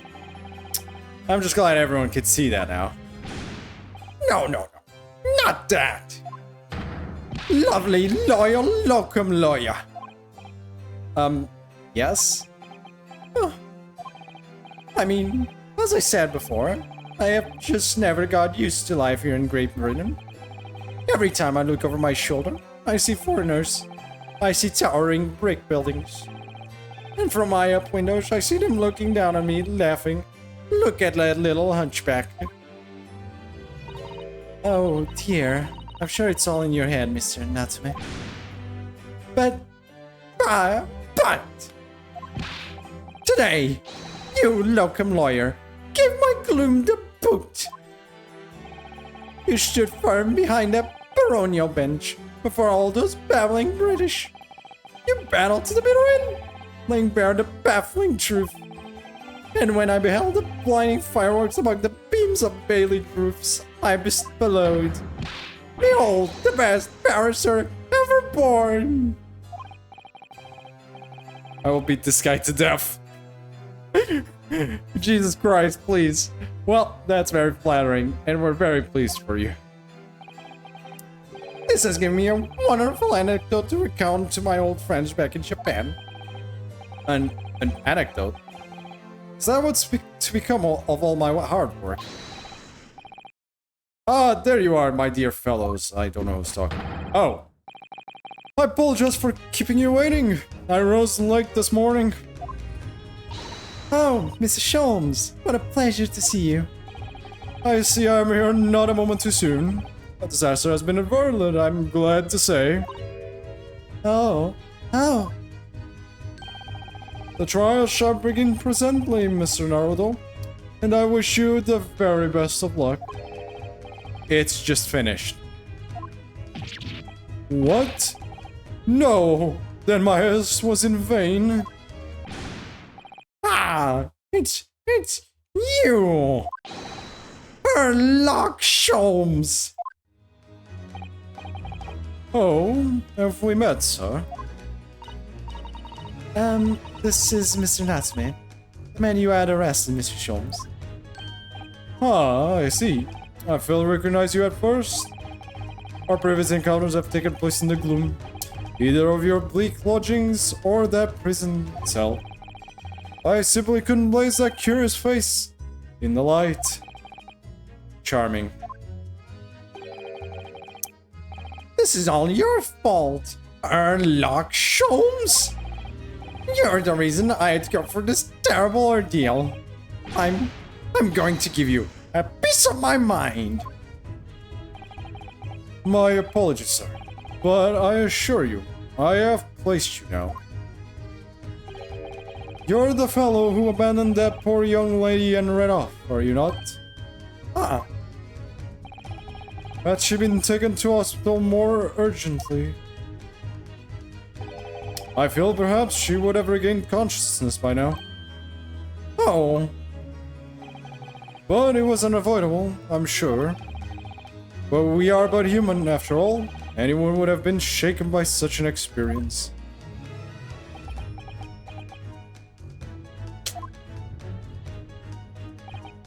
I do feel very badly about how I behaved. Well, never mind. Now then, what was it that you wanted to say to me, sir? Nothing.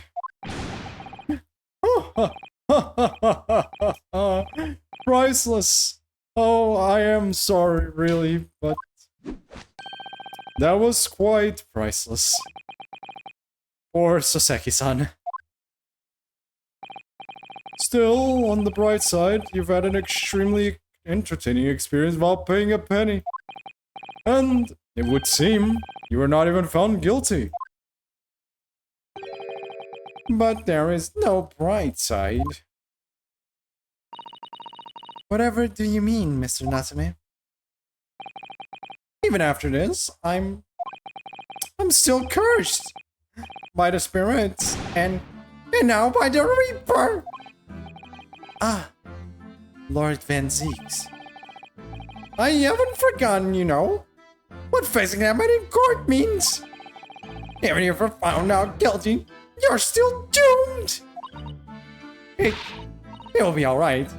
It will be alright, Mr. Natsume. If the Reaper appears trying to make trouble, I will protect you. Yeah! Not again! With a perfectly executed Susato takedown. You're lucky Van Six isn't like Manfred. Yeah, exactly. That man just pulled out the gun. Or the taser. Either way.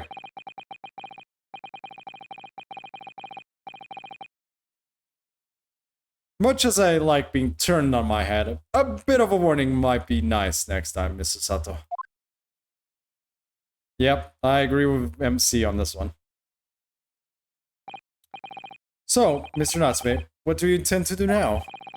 You mentioned something about recounting your experiences to your friends back in Japan.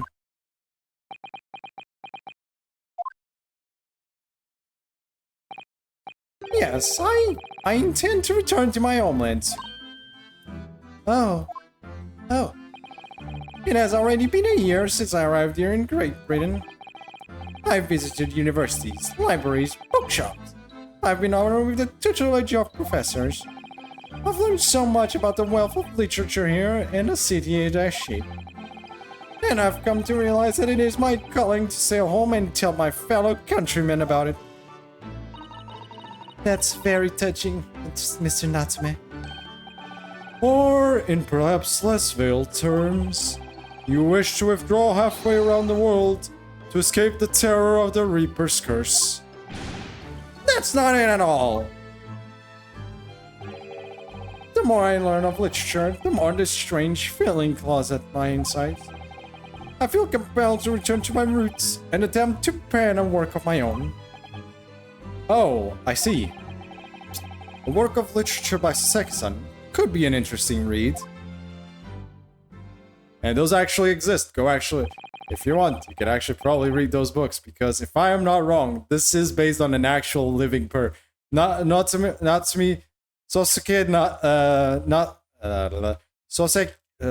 Natsume is actually was a real person. Yep, he is based on someone real. And the best thing is the family permitted this, which is impressive. They permitted the usage of Soseki Natsume in this game. His actual name, even of his actual name for this, it was actually permitted. And the character is based on him. Yeah, exactly. And they even look similar. That is true. Pretty similar. Not identical, obviously not, but like, it is basically like a caricature of the real person in general. So, yeah, it is one of those cases where you can actually go read those books. Anyways. And what about Miss Susato and yourself, Mr. Naruto? Sorry, what about us? Will you return to Japan alongside your mustached compatriot? Why would we? A week has not yet passed since we arrived in London. And only now does it feel as though we have finally found our feet. And you are accommodated in an hotel at present, are you not? That's right. But we need to find lodgings before it bankrupts us.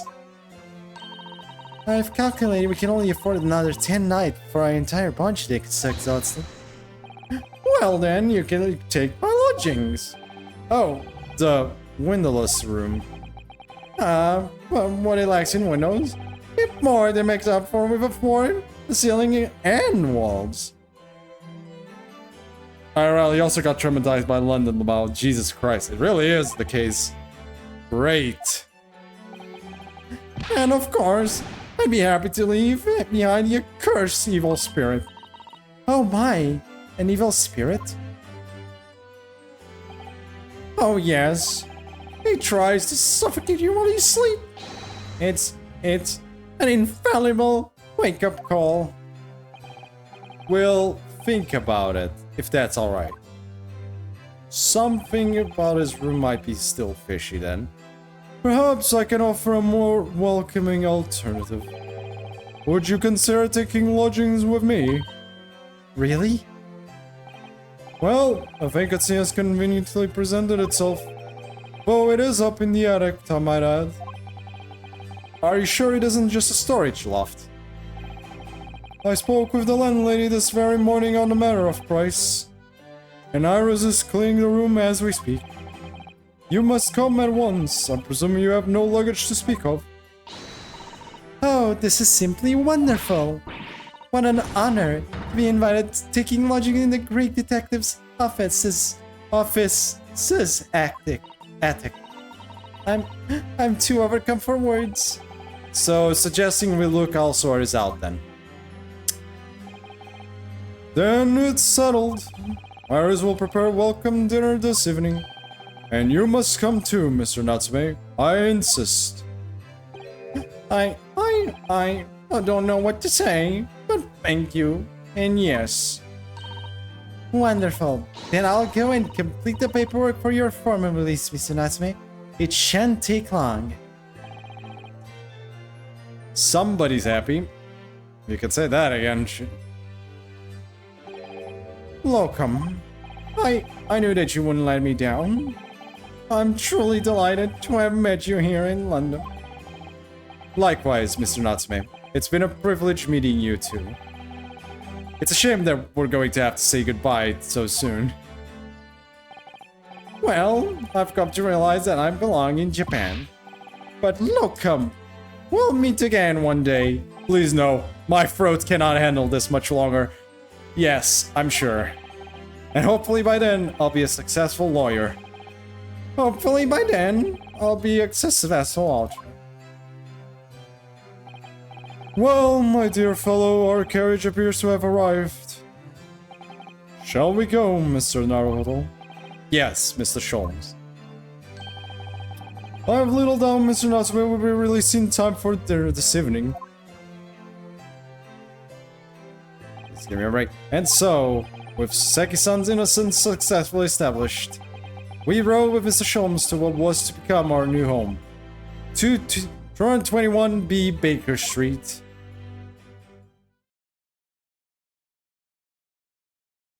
That it? Nope, not yet. 20 February, 4:41 p.m. The attic room. The attic room. That's actually way more spacious than I thought it would be. Nice. So this used to be our new office. Yes. This is a goddamn huge for an attic. Jesus. Our office? I really like the sound of that. Me too. It's simply wonderful, isn't it? I hope you can see this, Kazuma. It's only a small step. But I like to think we're getting a little closer to your dream now. We're even separated into 2 rooms. Yeah, I know, right? Like, I think this is bigger than what Phoenix Wright had during his game. Like, I think Phoenix had a smaller one than this. So, my dear fellows, do you like the place? Oh, not too shabby. Mr. Sholmes. Yes, thank you so much. It's a delightful room, Mr. Sholmes. I simply adore it. Good, I'm pleased to hear it. Iris and I are delighted to welcome you. I hope everyone's hungry. It's nearly time for dinner. Really, as soon as Mr. Natsume arrives, we have a lot to celebrate. Iris, you must let me help you. Alright then, Susie. You can be in charge of the salad. Splendid. Please give me my throat a break. So, Mr. Naruto, how does it feel? To have your own office in the capital. His voice is fine. I can do this fine any day. It's very exciting, actually. I can't help but wondering what adventure await us. Those were precisely my sentiments when I first established my office at these premises. Until I discovered the dark truth about the city of London, that is. Sorry? London is a glorious place, full of wonder, opportunity, prosperity, and mirth.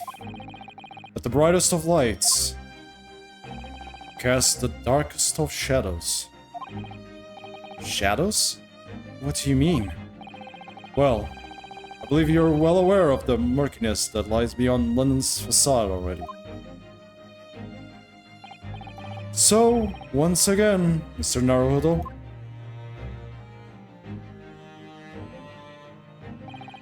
welcome to London.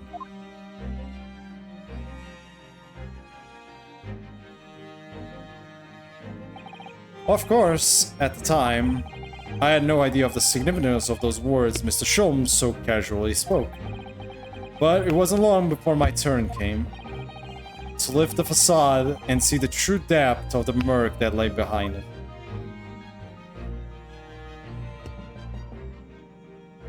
The end. Holy shit! We did it! Oh my god almighty! Oh. We finished case 4! Yes, I feel like this is lunch break time, yes. Okay, we will start that one. Yeah. We will start this one after my lunch break. So, now I'm gonna go have lunch and rest my throat. Because, I swear to God, if I have to voice that woman one more goddamn time, I swear to God, the Miss Garridub's voice is the hardest bit. 9, take it or leave it. Yeah, exactly. It is so hard. Like, it actually puts a lot of strain. Like, that voice made a lot of strain on my voice. That and the Soseki one. Soseki's is also really hard on me. Those two were the hardest ones by far. The rest is fine, and I could do those voices any time. Fine. But those two voices in specific murdered my throat. Especially because I had to go from those voices to the more, to the deeper and the more, like this voices. Like, that really hurt. That is actual painful. Anyways, I will see you, everyone in chat that is still watching, and Raphael and anyone else that is still in chat. I hope you enjoyed this little morning bit, and we will continue episode 5 in the afternoon after my lunch. So for now, I will be stopping the stream, and I will see you then. Have a good one. Bye-bye.